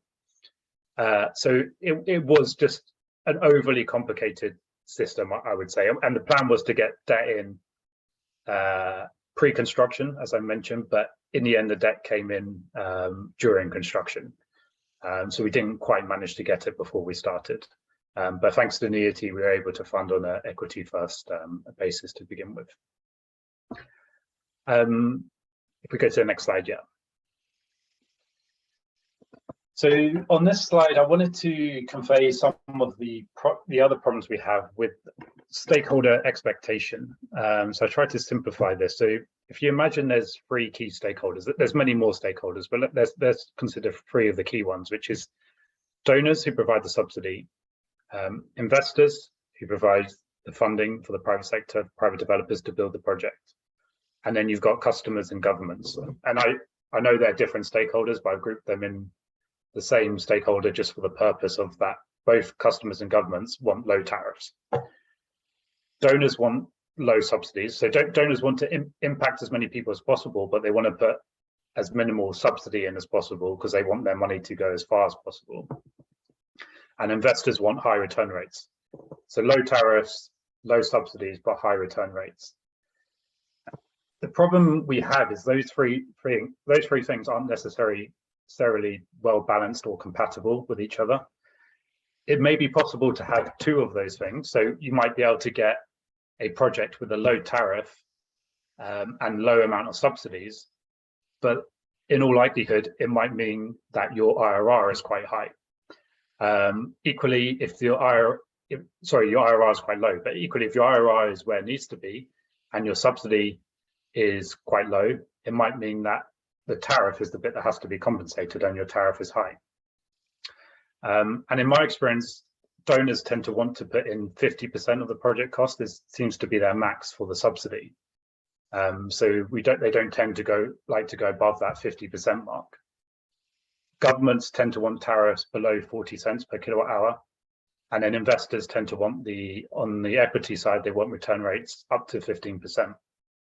So it's just trying to balance those three things as best you can, because it's like a blanket. The blanket's not necessarily big enough to cover all of the different parties. So if we go to the next slide.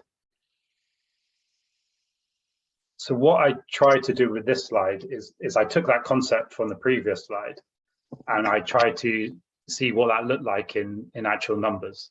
So I ran a sensitivity analysis. So I took a general Winch Minigrid business model. Now these business models probably have about 115 different inputs that you have to put in, like CapEx, OpEx, financing costs, interest rates, tenors, all that sort of stuff. I took benchmark numbers for those inputs. And there's two really good reports on benchmarking costs. There's one that's done by AMDA, which is released every year. So they look at all the benchmarking costs in the industry and they put it in one report.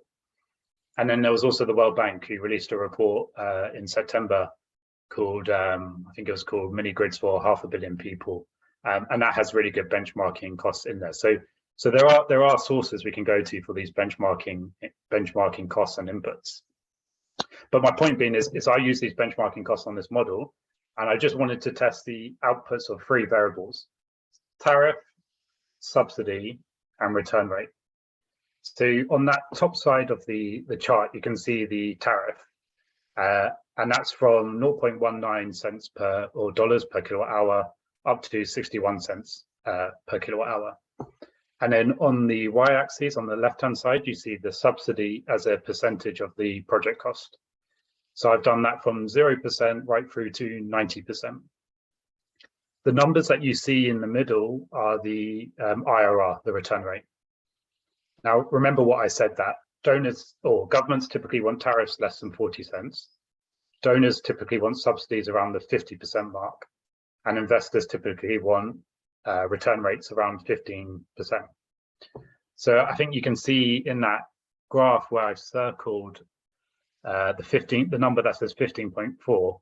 So that's like a sweet spot for this particular scenario where you can get to a tariff of 52 cents.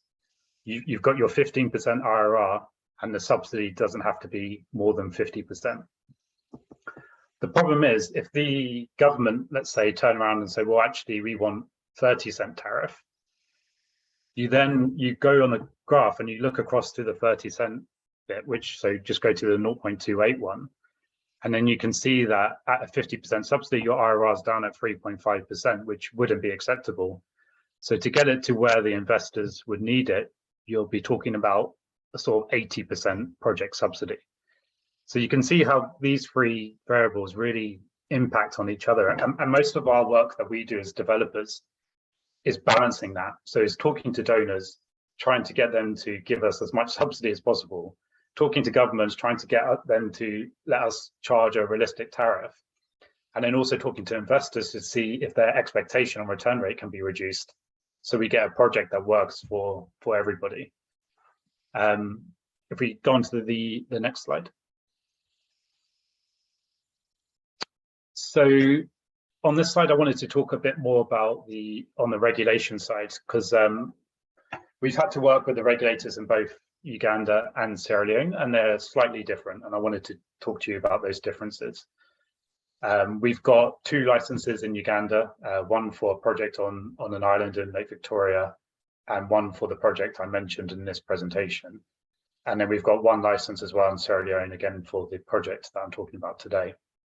Both countries did new regulation within the last 5 years, and they invited Winch to help them feedback in terms of what we were looking for in that regulation. So that was quite good that they were taking private partner input into that design process. In Sierra Leone, it's based on the regulatory asset-based model, which is just a model that's meant to safeguard an investor's investment over a 20-year period, over a long-term period. The main difference between the two countries is that Uganda typically looks for lower tariffs and higher subsidies. So in Uganda, our tariff is as low as 29 cents per kilowatt hour. In Sierra Leone, they allow slightly higher tariffs, and then you have lower subsidies as a result.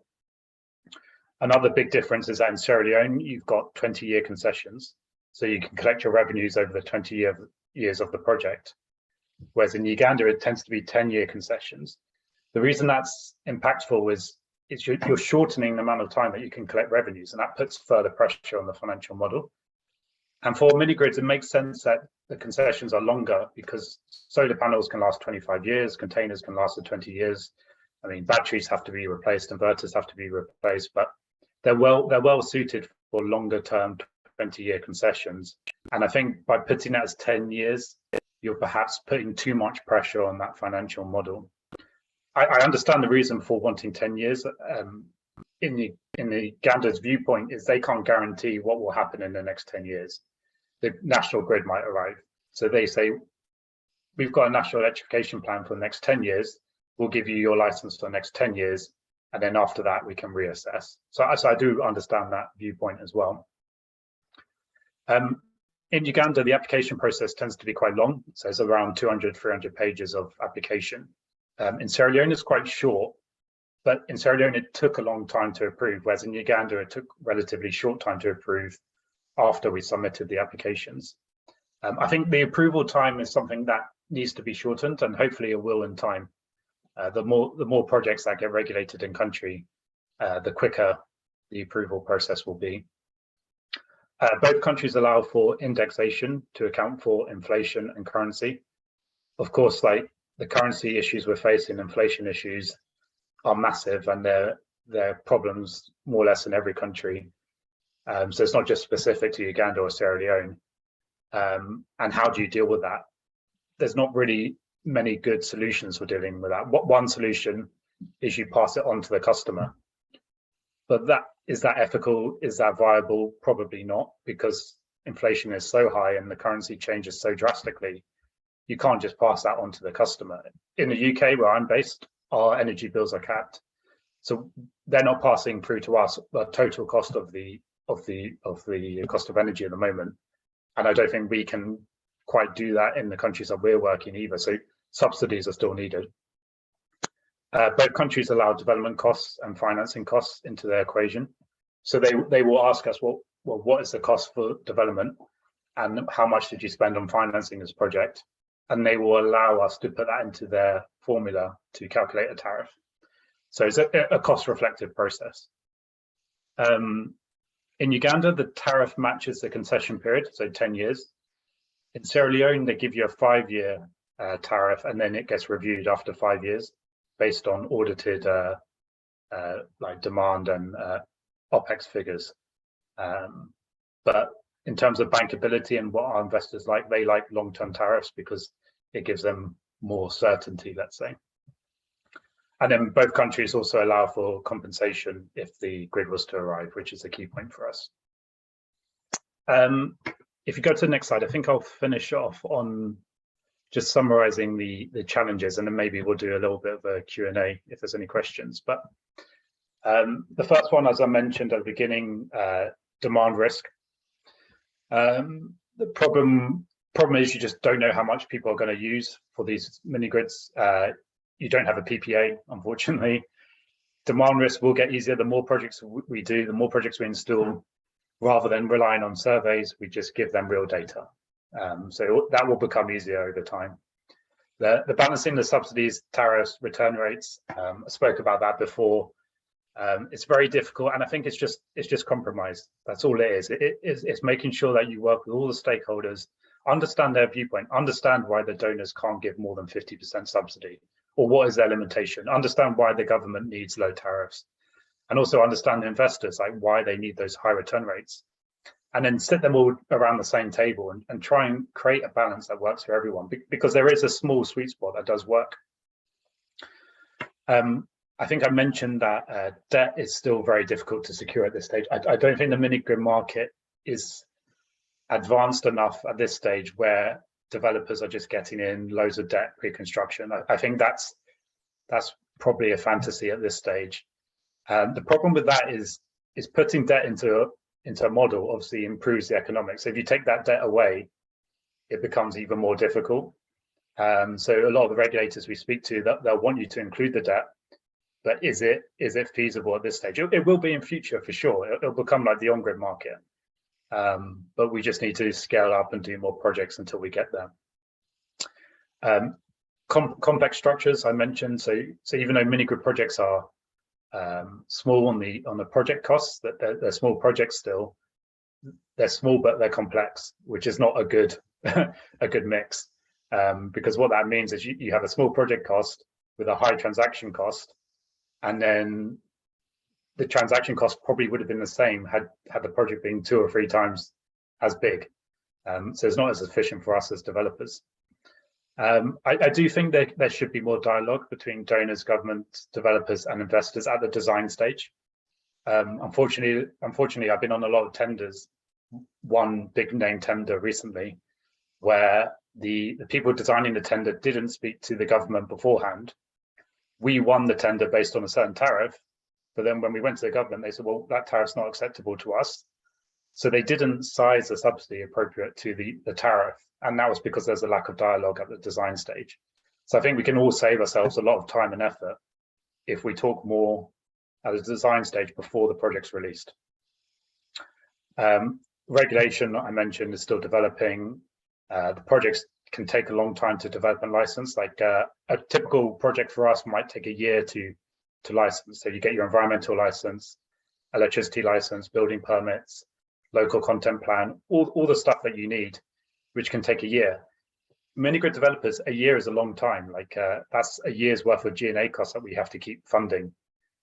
So what we need to do is we need to create shorter development times, because also governments want these projects installed quickly. And quite often you'll win a project, the government will award you the project and they'll say, now go build it. And then we have to explain, oh, actually, we need a year to license and finance it. And then currency and inflation risk, which, as I mentioned, there's not too many solutions to that at the moment, but hopefully that will improve in the years to come. And then just a little question I did on that. Is project finance the way forward for mini-grids, or should we still be funding just purely on equity at the moment? And then over time, when we do more projects, debt might be more of a viable option. But if we go to the next slide, this is the Q&A. So you'll see, just so you know, I'm telling the truth. This is all the projects that I was talking about. This is the case study. So this is, I think you see 49 images in the background. They're all different mini grids, and they're all operational. And these are the ones in Sierra Leone and Uganda. So we did get there. It is possible. We did get equity. We did get debt. We are fully licensed, and the project's operational. But there are certainly challenges associated with that.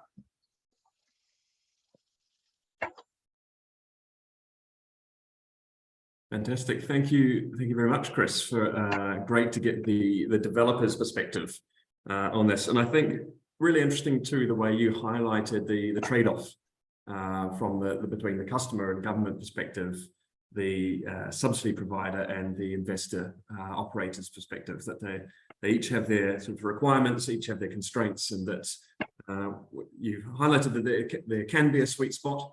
We hope that there's a sweet spot for each country that's looking at this when they're having to do these calculations. There are a few questions that have come through, which I've noted. I think perhaps, James, your question, I might, if you don't mind, might just leave that one for Chris to respond later. There's a few different sort of, I guess, some more technical elements of what you've asked there. Paula, I think it's a really good question on socio-economic impacts. It's actually one that we might be able to discuss with the panel, the way those should be taken into account in the tariff calculations. And Bakachi, Nixon, your question there too, useful one, maybe a quick yes or no. I don't know if you see this question, Chris, but have you got examples from either Sierra Leone or Uganda where they've had interconnection of any mini-grids yet? Yeah.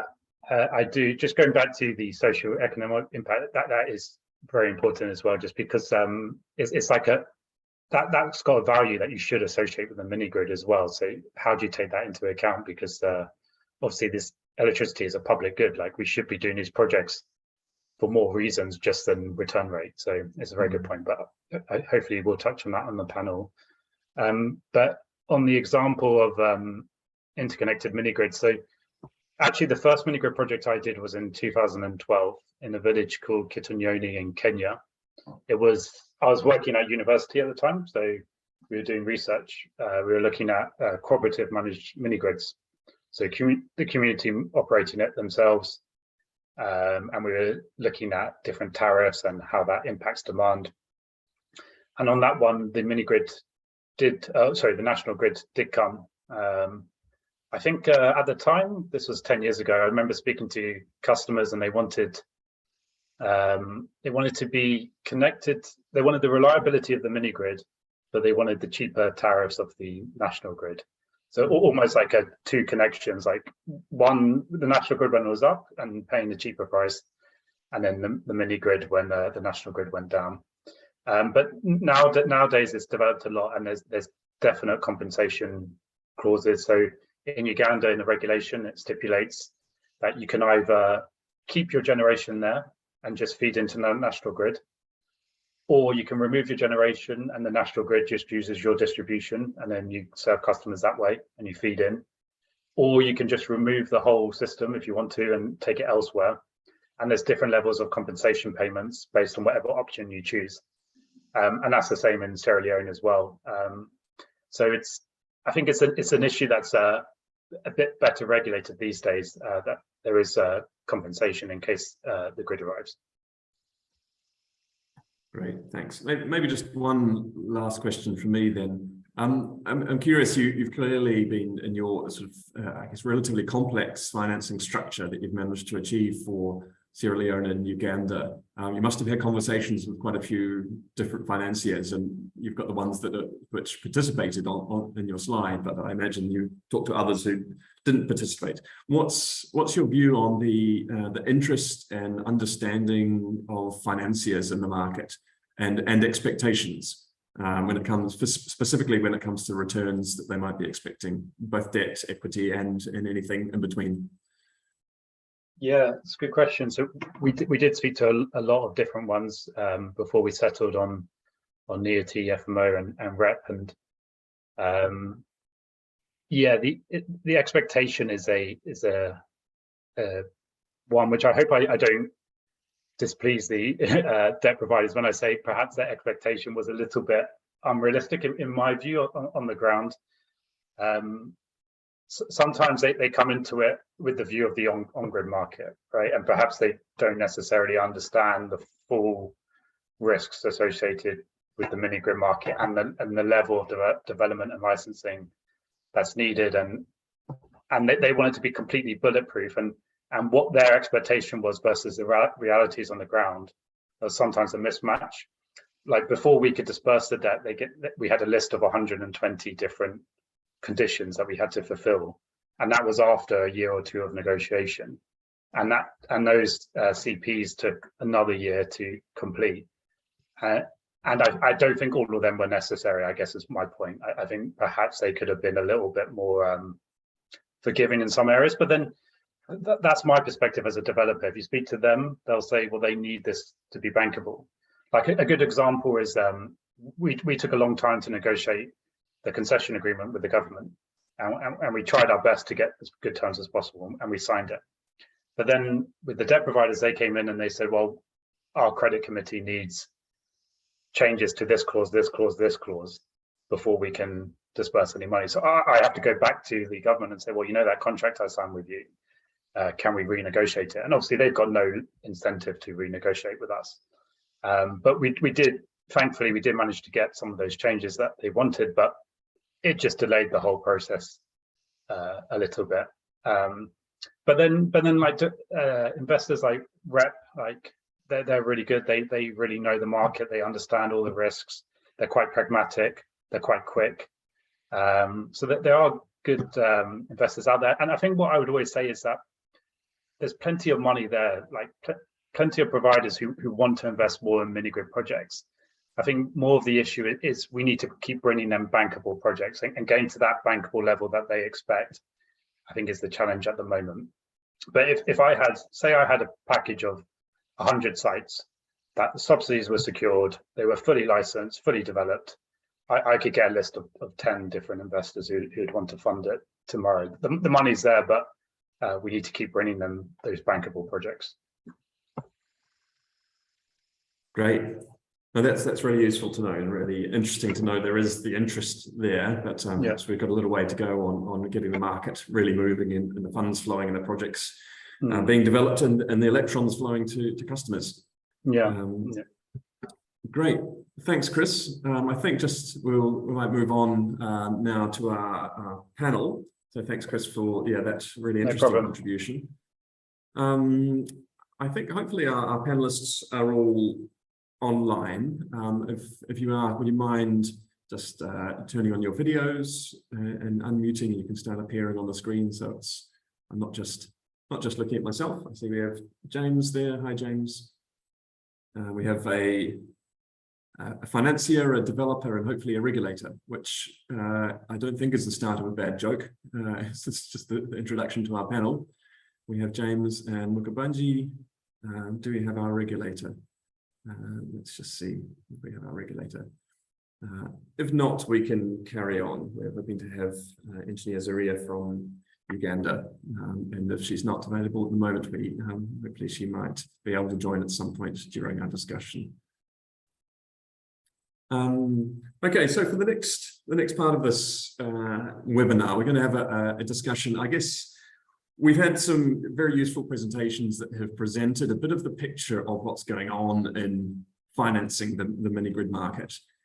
We set out our understanding earlier on about the role of financing and financing costs as part of the tariff calculation, and that it's a significant part of the tariff calculation. Financing is important, and understanding it is very important. And so in this panel discussion, I thought it would be useful to get the perspectives of different participants in the market who provide these different angles, a developer, a financier, and hopefully a regulator, we can dig a little bit under the covers of how these calculations are made. Oh, fantastic. I think we have Engineer Zaria with us as well. Welcome. So yeah, and we'll go through with our panelists and look a little bit under the covers about how these decisions are made on financing costs, how they're assessed, and whether we're doing this the right way, what we can learn from each other, and other ways we can perhaps improve this process. But to begin with, perhaps I might just allow each of our panelists to introduce themselves. They can say just a bit about their background, their role, what they do in regard to mini-grids, and perhaps some one or two initial thoughts on the regulation, specifically around the regulation of finance and the financing costs and mini-grids. I think just the order that we had them in the agenda. So Mukabanji, would you like to go first? And then James, and then Engineer Zaria. Thank you, Andrew. Can you hear me? Yes, I can hear you. Okay, so my name's Mukabanji Mtanuka. I'm Head of Business Development for Winch Energy Access in the Southern African region. My background is typically in economics and renewable energy, and I have been with ENGIE since 2018, but of course, mini-grid activity with ENGIE springs as far back as 2016, where if you talk about mini-grid development and finance and regulations, those issues are quite synonymous with each other. You can't speak about one thing without actually bringing out any one of those two different aspects. In isolation or in combination, they can be enablers that can definitely deter or actually create a market. So I think I'll leave it at that. Thanks. Fantastic. Thanks, Mukabanji. James. Hi everybody. My name is James Wakaba. I work for Infraco Africa as a senior asset manager. My background, I'm an engineer. I've been in the energy sector for more than 20 years now. My experience with mini-grids has been around as an NGO, from an NGO perspective first, where we help developers to build their capacity and provide subsidies. But now I'm looking at it from the Infraco perspective. Infraco is an investor, is an impact investor that ultimately uses European taxpayers' money to do investments in projects that are early stage, fairly difficult, have a big sustainable development impact, and will hopefully generate a decent return on investment. So in terms of mini-grids, we have investments in Kenya, in two parts of the country, two contrasting parts of the country. We have investments coincidentally in Sierra Leone, and we are just looking at a couple of investments in Uganda and Rwanda. So that's the extent of our involvement. I am an asset manager, which means I look at the asset a little bit at its development stage, but more importantly at its operational stage, in order to ensure that it has realized its promise, both from a financial perspective and from a sustainable development perspective. So how it realizes its objectives, I mean, financing is very, very important. If you have very expensive finance, or if there are delays, or if there are hurdles towards getting your money, then that is very, very impactful. So regulation, financing regulation has evolved. There are now tools that interrogate your business model, that interrogate your assumptions, that interrogate the returns that you expect on the project. It's not strong on interrogating the sustainable development impact of those projects. So it's purely, the models that I've looked at, or that I've experienced with, look mostly at the financing aspects. And they do impose some limitations, sometimes some good, some bad, in order to achieve that balance that the previous speaker has spoken about, the balance between equity, the return on equity, the amount of subsidy, and the tariff. So we will talk a little bit in detail about that, but from the onset, I would like to say that we've seen a great improvement in the way regulators are assessing how you're financing projects, and that understanding is quite helpful. Thank you, James. And on that note, with a promotion of the role of regulators, I'll hand over to Engineer Zaria to introduce yourself. Thank you, Andrew, and I'm Engineer Zaria Tiora Wako. I head the regulator in Uganda. A lot has been said already, and an example also shared on how we packaged the 25-inch mini grids. But it's very, the conversations have been very interesting. And despite the challenges, I believe we are heading there, and we are slowly getting it right. What is important is that we have mini grids that lack economies of scale, and hence they come at a high cost.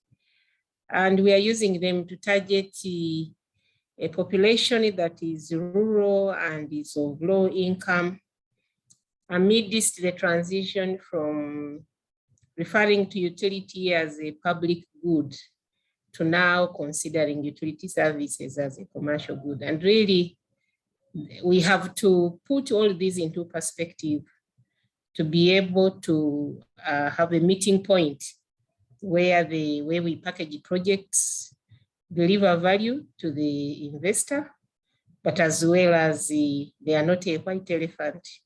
There is the usability and proper undertaking of the study and the risk assessment, and being able to include business incubation. So it's more innovative rather than implementing a typical project finance, commercial based project. I like the two extremes. The presentation by Winch is more on a grant or subsidy combined with the debt. And then we had the SEFA struggling with the concessional debt. And we need to close the loop. How can we avoid the commercial debt in the ranges of 10–15% and above to concessional debt as we transit to achieve sustainability in this industry. Thank you. Thank you, Zaria. So we've got a few points I think we could cover. And I think perhaps the one we've just been touching on there around and ties in a bit with Paula's question that came in around the competing objectives. Zaria, I wonder if you could just say, you were touching on it a bit there, but the process for understanding the different competing objectives that you have, the interests of rural customers who typically are the ones with the least ability to pay, investors, and the quality of service, I guess, is one of the other the objectives there. As a regulator, how do you balance this? I think one thing we need to appreciate is that the way we develop and package these projects is very, very important. And the critical studies that we have to undertake to be able to have acceptability that enables us to ably balance the interests of all stakeholders are many times skipped: studies of willingness to pay and affordability. The reality is that studies have been done and the alternatives that these communities are using are more costly than the cost of the mini-grid if packaged well. But because during the feasibility, this element is either rushed or not done in a detailed manner, you end up with the recipient community almost rejecting the project. And yet the alternatives that they are using is more costly because they depend on diesel-based kerosene. Of course, not to mention the other hazards that come with it, but the real quantification of what they pay for charging the phones, for lighting the candles, for running the motors is more costly than the per kilowatt cost of the power from the mini grid. But the way we package these mini grids, I think it is an area where we need to improve. But of course, also the transition to sustainability will be more determined by not only over-reliant on grant and concessional funding, because it may not be sustainable in the longer term to achieve 100% access, because we are looking at mini grids as the savior to help the sub-Saharan Africa achieve 100% access. So it is important to gradually make the mini grids viable. And because currently we talk about cost-reflective tariff in some of the countries on the continent, but in most countries, the transmission segment is a subsidy by government, either through concessional funding or through grant funding. And over a period, it is important for us at policy level also to recognize that the way we are subsidizing in the transmission segment for the grid customers, we also have to come in for the off-grid, mini-grid customers. But balancing the interest of stakeholders is about putting the numbers out there clearly, consultatively, for everyone to see that each party has been represented in the best way possible.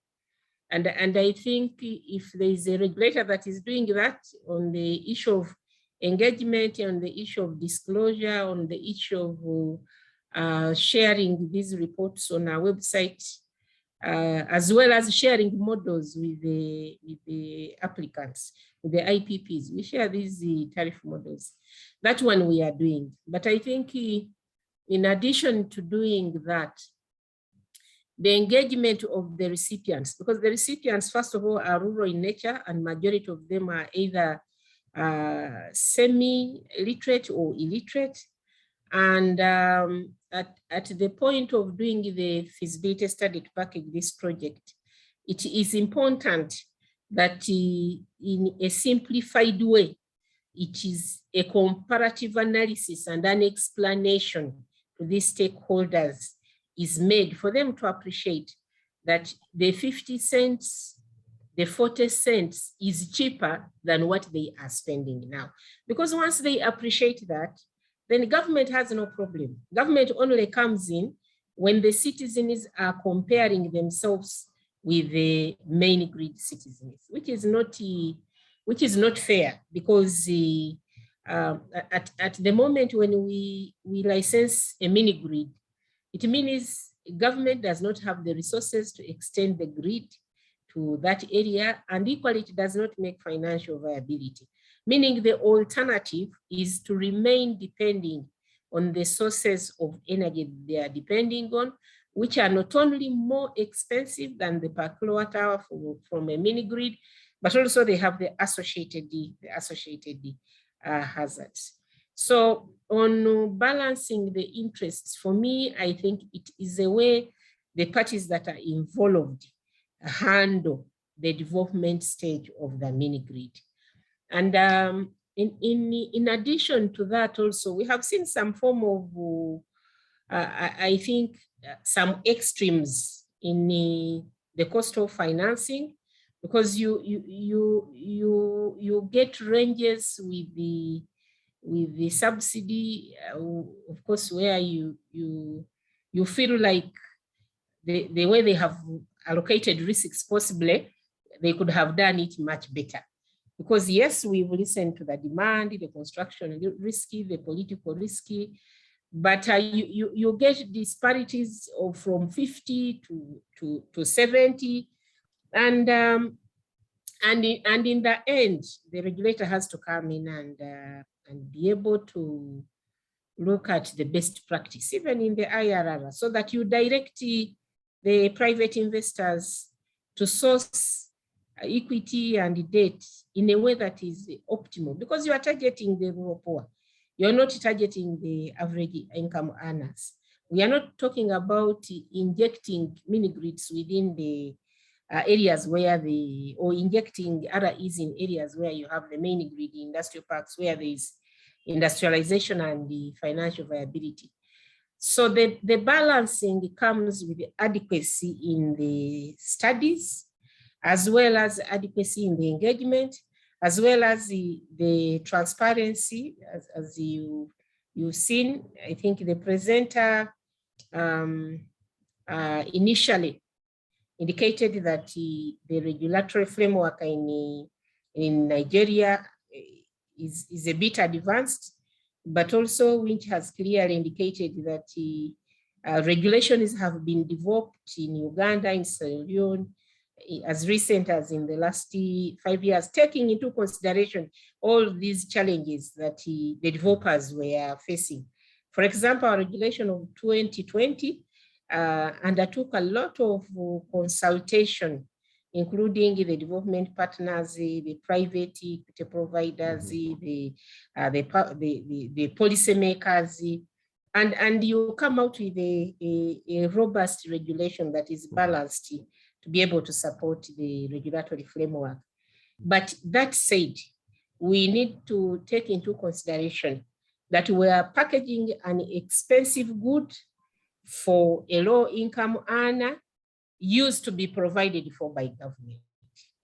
So as we package it, we must work on the perception and expectation. And therefore, the more clear we are when we are packaging, when we are developing these mini grids, the better for the acceptability of moving towards a fair, viable tariff. Thank you. Great, thank you. I wonder, James or Mukabanji, like to respond on any of those points that Engineer Zaria has raised?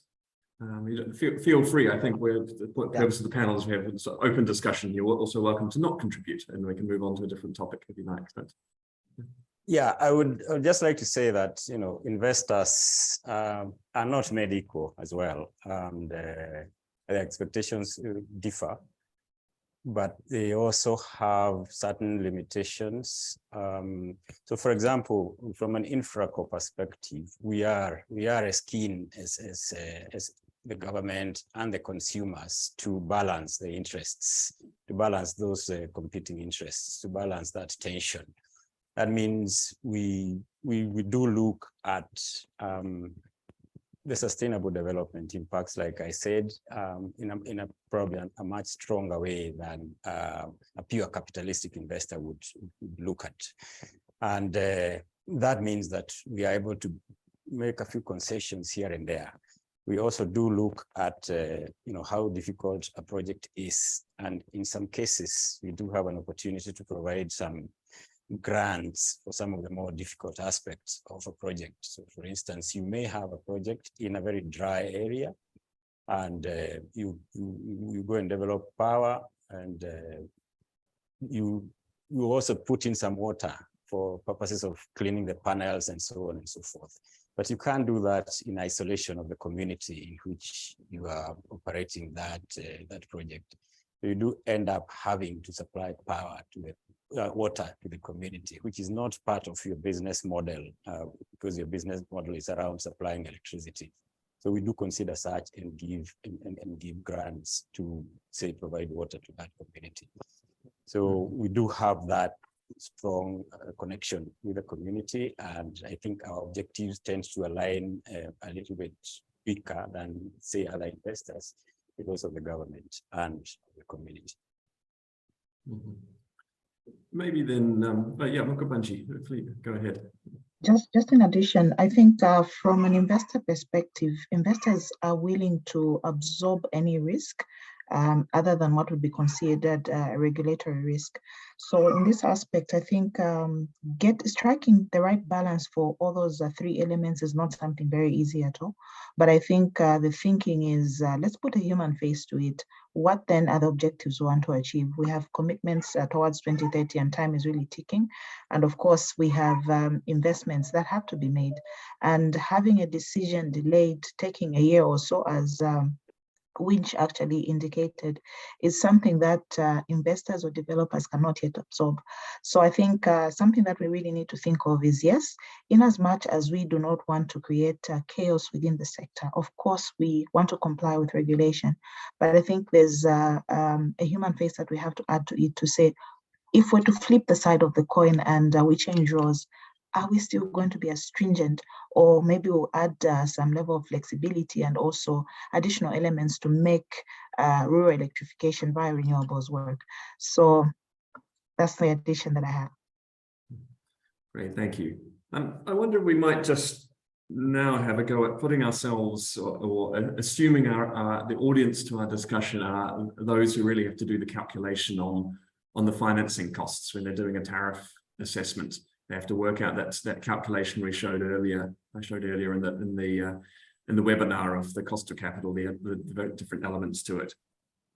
And I wonder one aspect we could explore a little bit is whether a regulator, whether we believe a regulator should be setting the same input, same costs for all developers in a country, or we think a regulator should be looking either site by site or developer by developer, or different rates for different parts of the country.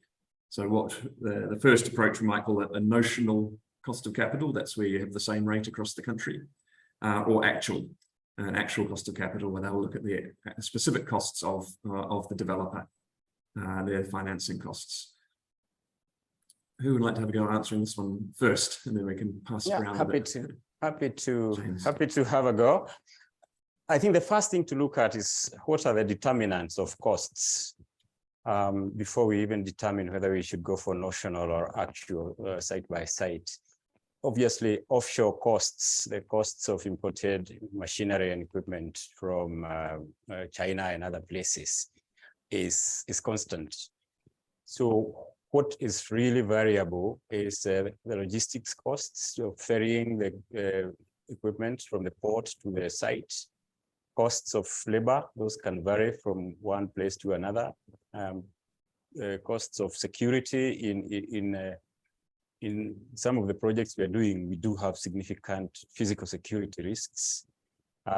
We look at ambient conditions. In some of the projects that we're looking at, you're having to look at air conditioning for the electronics and batteries. Other variables include the federal or central versus local government. There could be some fairly significant local government requirements that add on to the central government requirements.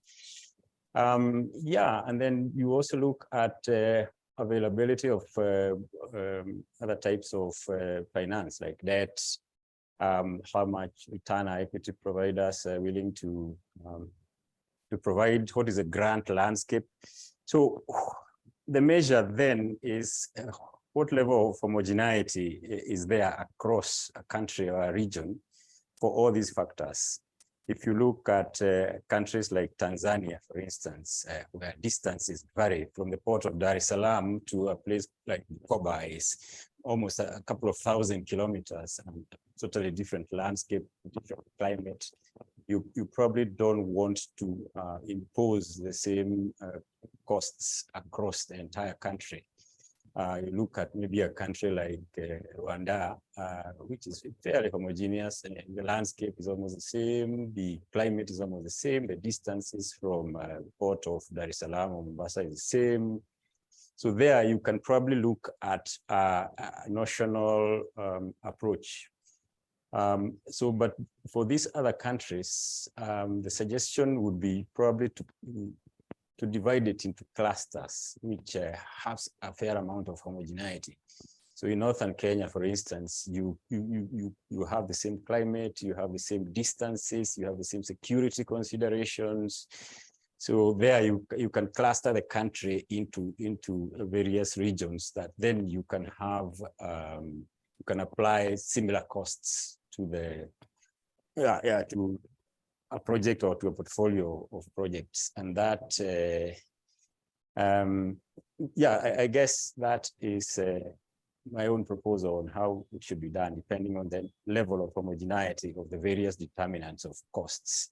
And to add, there are not many tools for bundling of sites, so that is an area that needs to be looked at, so that you can have a tool that looks at a bundle of sites. In a lot of cases, in as much as you may end up getting a uniform treatment of costs and even probably a common tariff for a bundle of sites, you rarely get a tool that analyzes the sites as a cluster. That's probably something to consider. Thanks, James. I just wonder your response. Do you think you can apply the same approach to the financing costs? Then you're saying, yes, there are different transport costs and the like. Could you apply the same approach for financing? And then, sorry, yes, Zaria, you were about to say something too. Absolutely, because when you look at all the costs and all the risks, then for homogeneous sites, it is quite likely that you would want the same similar return on investment, and that then impacts on what is the cost of finance. If you have a similar requirement for the return, then the cost of equity will be similar, and you will probably have a similar weighted average cost of capital. So yeah, you can apply the same approach. If there's homogeneity in the costs of the project, in the cost of the equipment and everything, it will impact on the return, and it will therefore impact on the cost of capital. Possibly what I can add is that the cost of capital, the weighted average cost of capital return on cost of debt and return on investment, has other perceived factors rather than the actual factors. Perceived that may be actualized or may not actualize. For example, the demand risk. Partly you can say the main grid operator can do an effort to achieve the connections that are forecasted and the incubated demand, but that is also, it is sort of an assumption, and you are dealing with the rural area, and then there are political factors, there's the country's credit rating. So yes, it may be for a single developer that is developing the many grids across the different locations of the country. But when it comes to different developers who are supposed to source this data and equity differently, it may constrain the development, because usually the response is that you keep on promoting and you don't see any projects closing financing. So while for the main grid, the renewable energy feed-in tariff assumptions can work, when it comes to the mini grids and off grids, there are differences in the way the projects are packaged, the way they are located, and unless you are using the same developer, it may be difficult to have a uniform cost of debt and the return on equity. Of course, the other one is to competitively advertise, because once you competitively advertise, you return the worth. Of course, there can be an element of gaming here and there, but if you're advertising a sizable number of mini grids, you can be able to bag into that and get responses that are not so, apart, and you are able to get some fair competition and arrive at the worth of the country. But it may be very difficult to harmonize the average weighted cost of capital so that it is the same for all developers in that space for the whole country. But you can develop a guideline. We did develop a guideline for the cost of debt and return on investment based on benchmarks, because in the last 10, 15 years, we have developed over 30, 40 different embedded generation. Of course, the risk for embedded is different for the risky for the mini grid, but also I think as we progress on the continent with rolling out many mini grids, we will have an experience where you can have cost benchmarks, but having exactly the same harmonized weighted average cost of capital may constrain the speed at which the mini grids roll out. Thank you. Yeah, and just additionally, Andrew, the operational structure of mini grids can vary from one extreme where it's mimicking a standalone system all the way up to the point where it's looking exactly like a full-scale utility project. And in that context, the deployment mechanism really sits around a bespoke and innovative service delivery kind of type.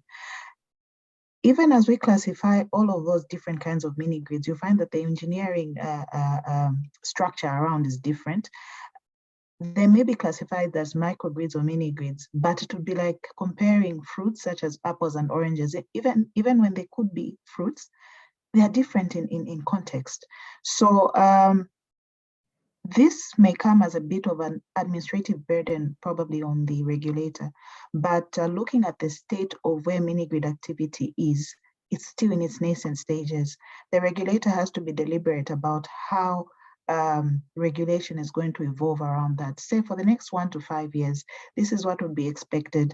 Obviously, the tariff assimilation or approval process can take on a case-by-case basis, build it to such a point that we can now cluster, as James already alluded to. And then based on the information and the learnings learned, we're still in a learning phase, all of us, then we should be able to apply a one-size-fits-all. And that makes it easier from an administration perspective, but then based on the information and lessons learned, the developer and the regulator as well are best able to use strategies and approaches that work quite efficiently. Maybe Andrew, what I can add is that it seems there is a fear of a regulatory burden, but you note that when we are receiving the presentation of Winch, he was comparing the the length of the application, and the period of decision making. And from our experience, once you have a comprehensive template that an applicant is able to submit all the information, it may even take them about a month or so to compile all this information, but you receive it at once and you are able to advertise a notice and you are able to make a decision within 3 months. But usually what makes this process longer is, continuing to ask for additional information. So I ask for additional information, then you have also to ask the background from your sponsor and debt provider. And when I give you return within a week, you ask for more time. So in the end, you end up, taking longer in the process of approval. But once you have a standard template, very clear with explanatory notes, and all this information is provided, within 90 days, you should be able to communicate a decision. So the issue is how the regulators transparently guide the applicant on the necessary information that they require to be able to make a decision. Because I've seen some of my colleagues where they have to go to the board twice or 3 times, but these boards sit once in 3 months. So if you go and then you have to come back, and the third time it is a year, it means you are taking more than a year to be able to get a decision made. So it has nothing to do with the regulatory burden, because the process itself is very transparent. But the issue of a complete application and the regulator being able to guide what information in line with the provisions of the primary law is required for a decision to be made. And where the decision will be negative, you don't have to take 20 years to be able to make that decision. I mean, the person has provided all the necessary information and there's nothing more to add. The decision must be made and communicated. And if the person wants to appeal or now feels that they have better information, they will again submit an application. So from my observation and from my experience of nearly now 10, 15 years reviewing this or heading reviewing of these applications, the problem is not with the review process. The problem is with the completeness of the information that is submitted. You find other applicants rushing to gazette, sites to be able to hold on to sites, and they submit incomplete information. Also, what we have done to be able to minimize that is that before we receive your application, a technical team sits and reviews your application for completeness and fair comprehensiveness before we even issue an invoice to pay, so that you now say, I have submitted an application. So if that stage is managed well, the processing process is not a cumbersome process. I just wanted to add that actually it does not impose that much regulatory burden. And now that we also trying to look at issuing a license for more than one site for 10, 20, so it's not a difficult thing really. There's no much additional regulatory burden in the review, so long as we are able to guide the applicant, provide the necessary information right from go. I just wanted to add that. Thank you. Yeah, thanks, Ria. It's really good to hear the regulator's perspective on wanting to see these applications go through as well, just as much as developers want to see them and investors want to see them go through and see the sites built. I'm just conscious of time. There's one other topic I'd like to explore before we might have one wrap-up question. This one other question is around, one other topic is around the role of the benchmarks that are approved by the regulator being seen as incentives, and the extent to which the regulator sets a target cost, or perhaps a cost of capital which might change over time or reduce over time. Regulators are putting incentives on operators to operate more efficiently, to perhaps go out into the market to find cheaper sources of financing. Or the corollary to this is that perhaps they should be focusing more on actual costs and not worrying about incentives at this stage. So I'd like to explore this area a bit about the extent to which the allowed cost of capital could be used as an incentive mechanism for developers to operate more efficiently, and perhaps then also within that what might define a good incentive as opposed to a bad incentive. What's a good way of doing this if it's a reasonable approach? Who'd like to have a go at this one? I think I can try, because one, I think it was Tom who, when he was presenting, he pointed at the reasonableness of the return on investment. So in most of the primary laws, they refer to the regulator determining the reasonable cost, the reasonable return, or the fair return. So it is important that these incentives are determined, but consultatively, both with the consumer groups, as well as the utilities, but also using the best international practices. With an experience where you get submissions from two utilities for the same equipment, same brand, and one utility has priced it 20 or 30% more. So in there, if you don't have cost benchmarks that you have published, you end up with the unnecessary inflated costs. But also, you set the return on investment, and this return on investment is what drives the utility to perform efficiently.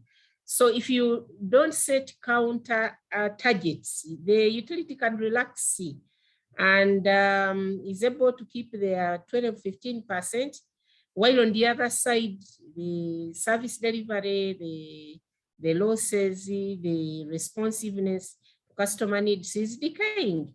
So unless you relate the performance to the return, it becomes very, very difficult to enforce the utility to perform.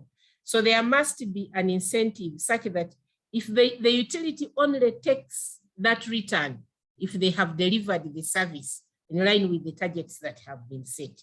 And of course, these targets are set consultatively with the utility, but also these targets, as you set them, you must also provide the utility the required capex to be able to achieve those targets. So it is important, our experience is that the return, the profit must be related to the performance of the utility to be able to deliver value for money for the customer. Otherwise, the utility will be running away to pay shareholders when the customer is running after you for poor service delivery. Thank you.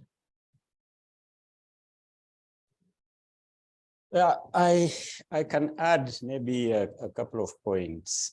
For now, it has been established, and previous speakers have said it, that this industry, this business needs subsidies. It's not an investment that can give a return on its own through just injection of capital and debt. In fact, we've established that debt at the moment is very, very difficult to get, and where you get debt, you have problems closing the project and repaying the debt. Now, having said that, the reasonableness of the return, yes, that's a very important point. I don't know what the reference point is on what is reasonable. If, for example, you compare the subsidies that have been given to the grid utilities over the years, and Madam Ziria did allude to especially the transmission element, but also a lot of the assets that have been acquired for generation and distribution were acquired from either direct taxpayers' money or from concessional funding, from grants and so on. And I don't think there has been any attempt to quantify the extent of that subsidy and what would happen if those were financed from a pure investment perspective, what would happen to the tariff. And I think if we could discover that, then we would know the level of subsidy that is required or that could be injected to the mini grids, while balancing the interests that have been alluded to, the need to have an affordable tariff, the need to have a reasonable return, and the need to look for grants without again getting money from the donors and straight into the pockets of the investors and the developers. So that tension has to be addressed. Incentives are therefore still necessary. The important thing, and I do take Madam Ziria's point about people relaxing because there are so many incentives flowing all over the place. The important thing, I think, is disclosure. If there is very good disclosure, then everybody can come to a meeting of minds.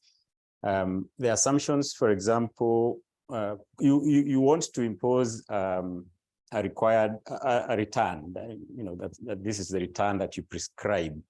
But inside the model, inside the tool that you're using to discover the return, there are also other assumptions that need to be interrogated. So for example, I've seen many cases where there is a prescription of the debt to equity ratio. In Kenya, for example, it's 30-70. And we have already established that there is no debt that is available.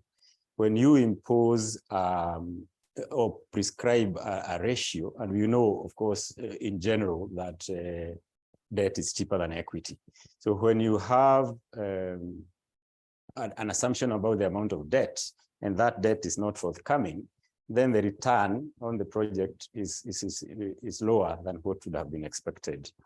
We have assumptions, for example, around depreciation. We've seen cases where the depreciation allowed is higher. I mean, the time for the depreciation is longer than the life of the key equipment, like solar panels. And that means that somebody will probably have to reacquire new panels without the benefit of accelerated depreciation. So it's important that, and these things vary not only from project to project, but also from the providers of finance. We, for example, as Infraco, as I said, we are probably fairly good investors, but we cannot take on the industry. We cannot take too much risk in investing all the taxpayers' money in mini-grids. So we have to diversify our investment portfolio. So that means we limit the amount of investment that we are doing on mini-grids, because we all know that it's a fairly risky business. So we need to balance all these interests. And my thesis is that the most important thing is disclosure, so that people are not either making too much money or they are not getting too many grants that are not even known to the regulator, or they are not charging too high a tariff, which the consumer, even though the consumer ends up paying much more than they should be paying. So I guess disclosure is important. And apologies, I have to keep moving around. I'm in a room with a motion sensor, so if I sit in one place, it goes off. Thanks, James.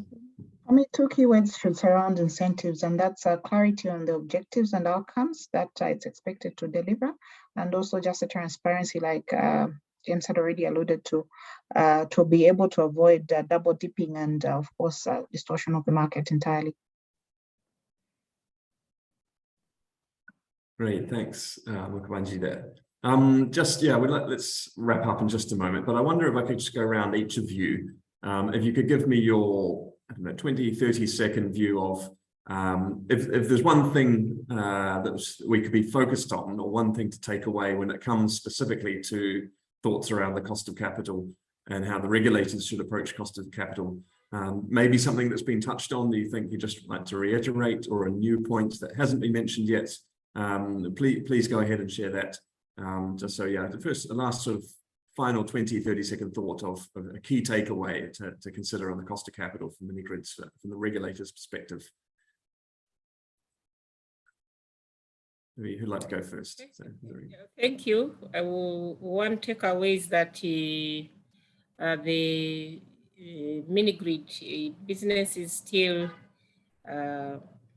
expensive because of the lack of the economies of scale, and that cost recovery tariffs based on commercial funding may not enable us to roll out mini grids on the continent or in the sub-Saharan Africa quickly to catch up with our targets for 100% access to clean energy. And therefore, we should be looking at cost-efficient funding for mini-grid. And the balance between making business sense for the private developer and meeting the affordability needs of the targeted customer should be taken into consideration as we package. Of course, the area I want to emphasize is that the targeted beneficiaries should be involved and consulted during the feasibility study. Because once we target to have them buy in, even the politicians will be nowhere. They will be happy that we have electrified the areas. But once they don't appreciate that we are bringing in an alternative that is cheaper than what they are currently utilizing, then we will have to run after each other. So yes, it is important that we work towards making the mini-grid solutions financially viable in a sustainable manner, but we need to take care of those challenges that are transitional in nature as the continent gets acquainted with the mini-grid business. Thank you. Great, thanks. James, the final thought. Yeah, just to add that, we all recognize that we are in a very nascent stage in mini-grids, even though we've been developing them for 20 odd years, and that there is still a lot of learning. It is still a very difficult business for everybody, for the regulators, for the developers, for the investors, for the consumers, especially. And that in addition to the disclosure that I mentioned, which to me is paramount at this point, before we build up enough scale for people to start attracting all sorts of capital to develop the market, there is need also for capacity to understand the nuances. We've had, there are so many moving parts in this development of mini grids. And in the end, all that translates into the costs for the project and also the costs for the financing. And if in a few cases, examples that I've had to deal with regulators, I mean, you find that the capacity is perhaps not at the level that it should be. The person who is interrogating the financing and the tariff applications for mini grids perhaps also looks after the grid work and across a different range of resources. They are interrogating small hydro projects, they are interrogating solar, they are interrogating diesel-based projects. And while I appreciate that you cannot have specialists in each and every niche that is possible, I think a move towards especially having off-grid capacity. And I know there's many regulators have a renewable department, but renewable and off-grid are not the same thing, because a lot of the renewables could be, even solar is for grid. You could have 40 megawatt solar. So the same nuances do not obtain in a solar main grid project to a solar mini grid project. So I would suggest that if we added capacity for off-grid regulation, I think that would help. Thanks, James. My input into this is that financing is no one size fits all. Therefore, it should be developed with a development rationale, which encompasses the local content and aspects of the market that it's serving. Moving on to regulation. Regulation is an enabler, and of course, it should be clear, transparent, and very enforceable, because it's only then that this sector will be allowed to grow beyond its nascent stage and beyond the survival mode to a point where it's commercially viable and sustainable. Fantastic. Thank you, Mukamanji, and thank you all panelists. It's been a very interesting discussion, and I think we've touched on some really good areas, and hopefully some things that will be useful for those who have been participating in the webinar and looking at the competing objectives of the different stakeholders, understanding ultimately that the people being supplied by mini grids are those with perhaps some of the lowest ability to pay, understanding, appreciating that the sector is new, or still relatively new and evolving, at least from the private participation in the sector. We'd heard earlier that investors are still becoming familiar, or still having to become familiar with how the sector works, and that there has to be an appreciation, perhaps on all sides, for the way that the sector is evolving and the knowledge base needs to develop. And James, you've highlighted that it'd be helpful for regulators to develop this capacity, or others to support regulators in developing this capacity to understand the nuances of this space.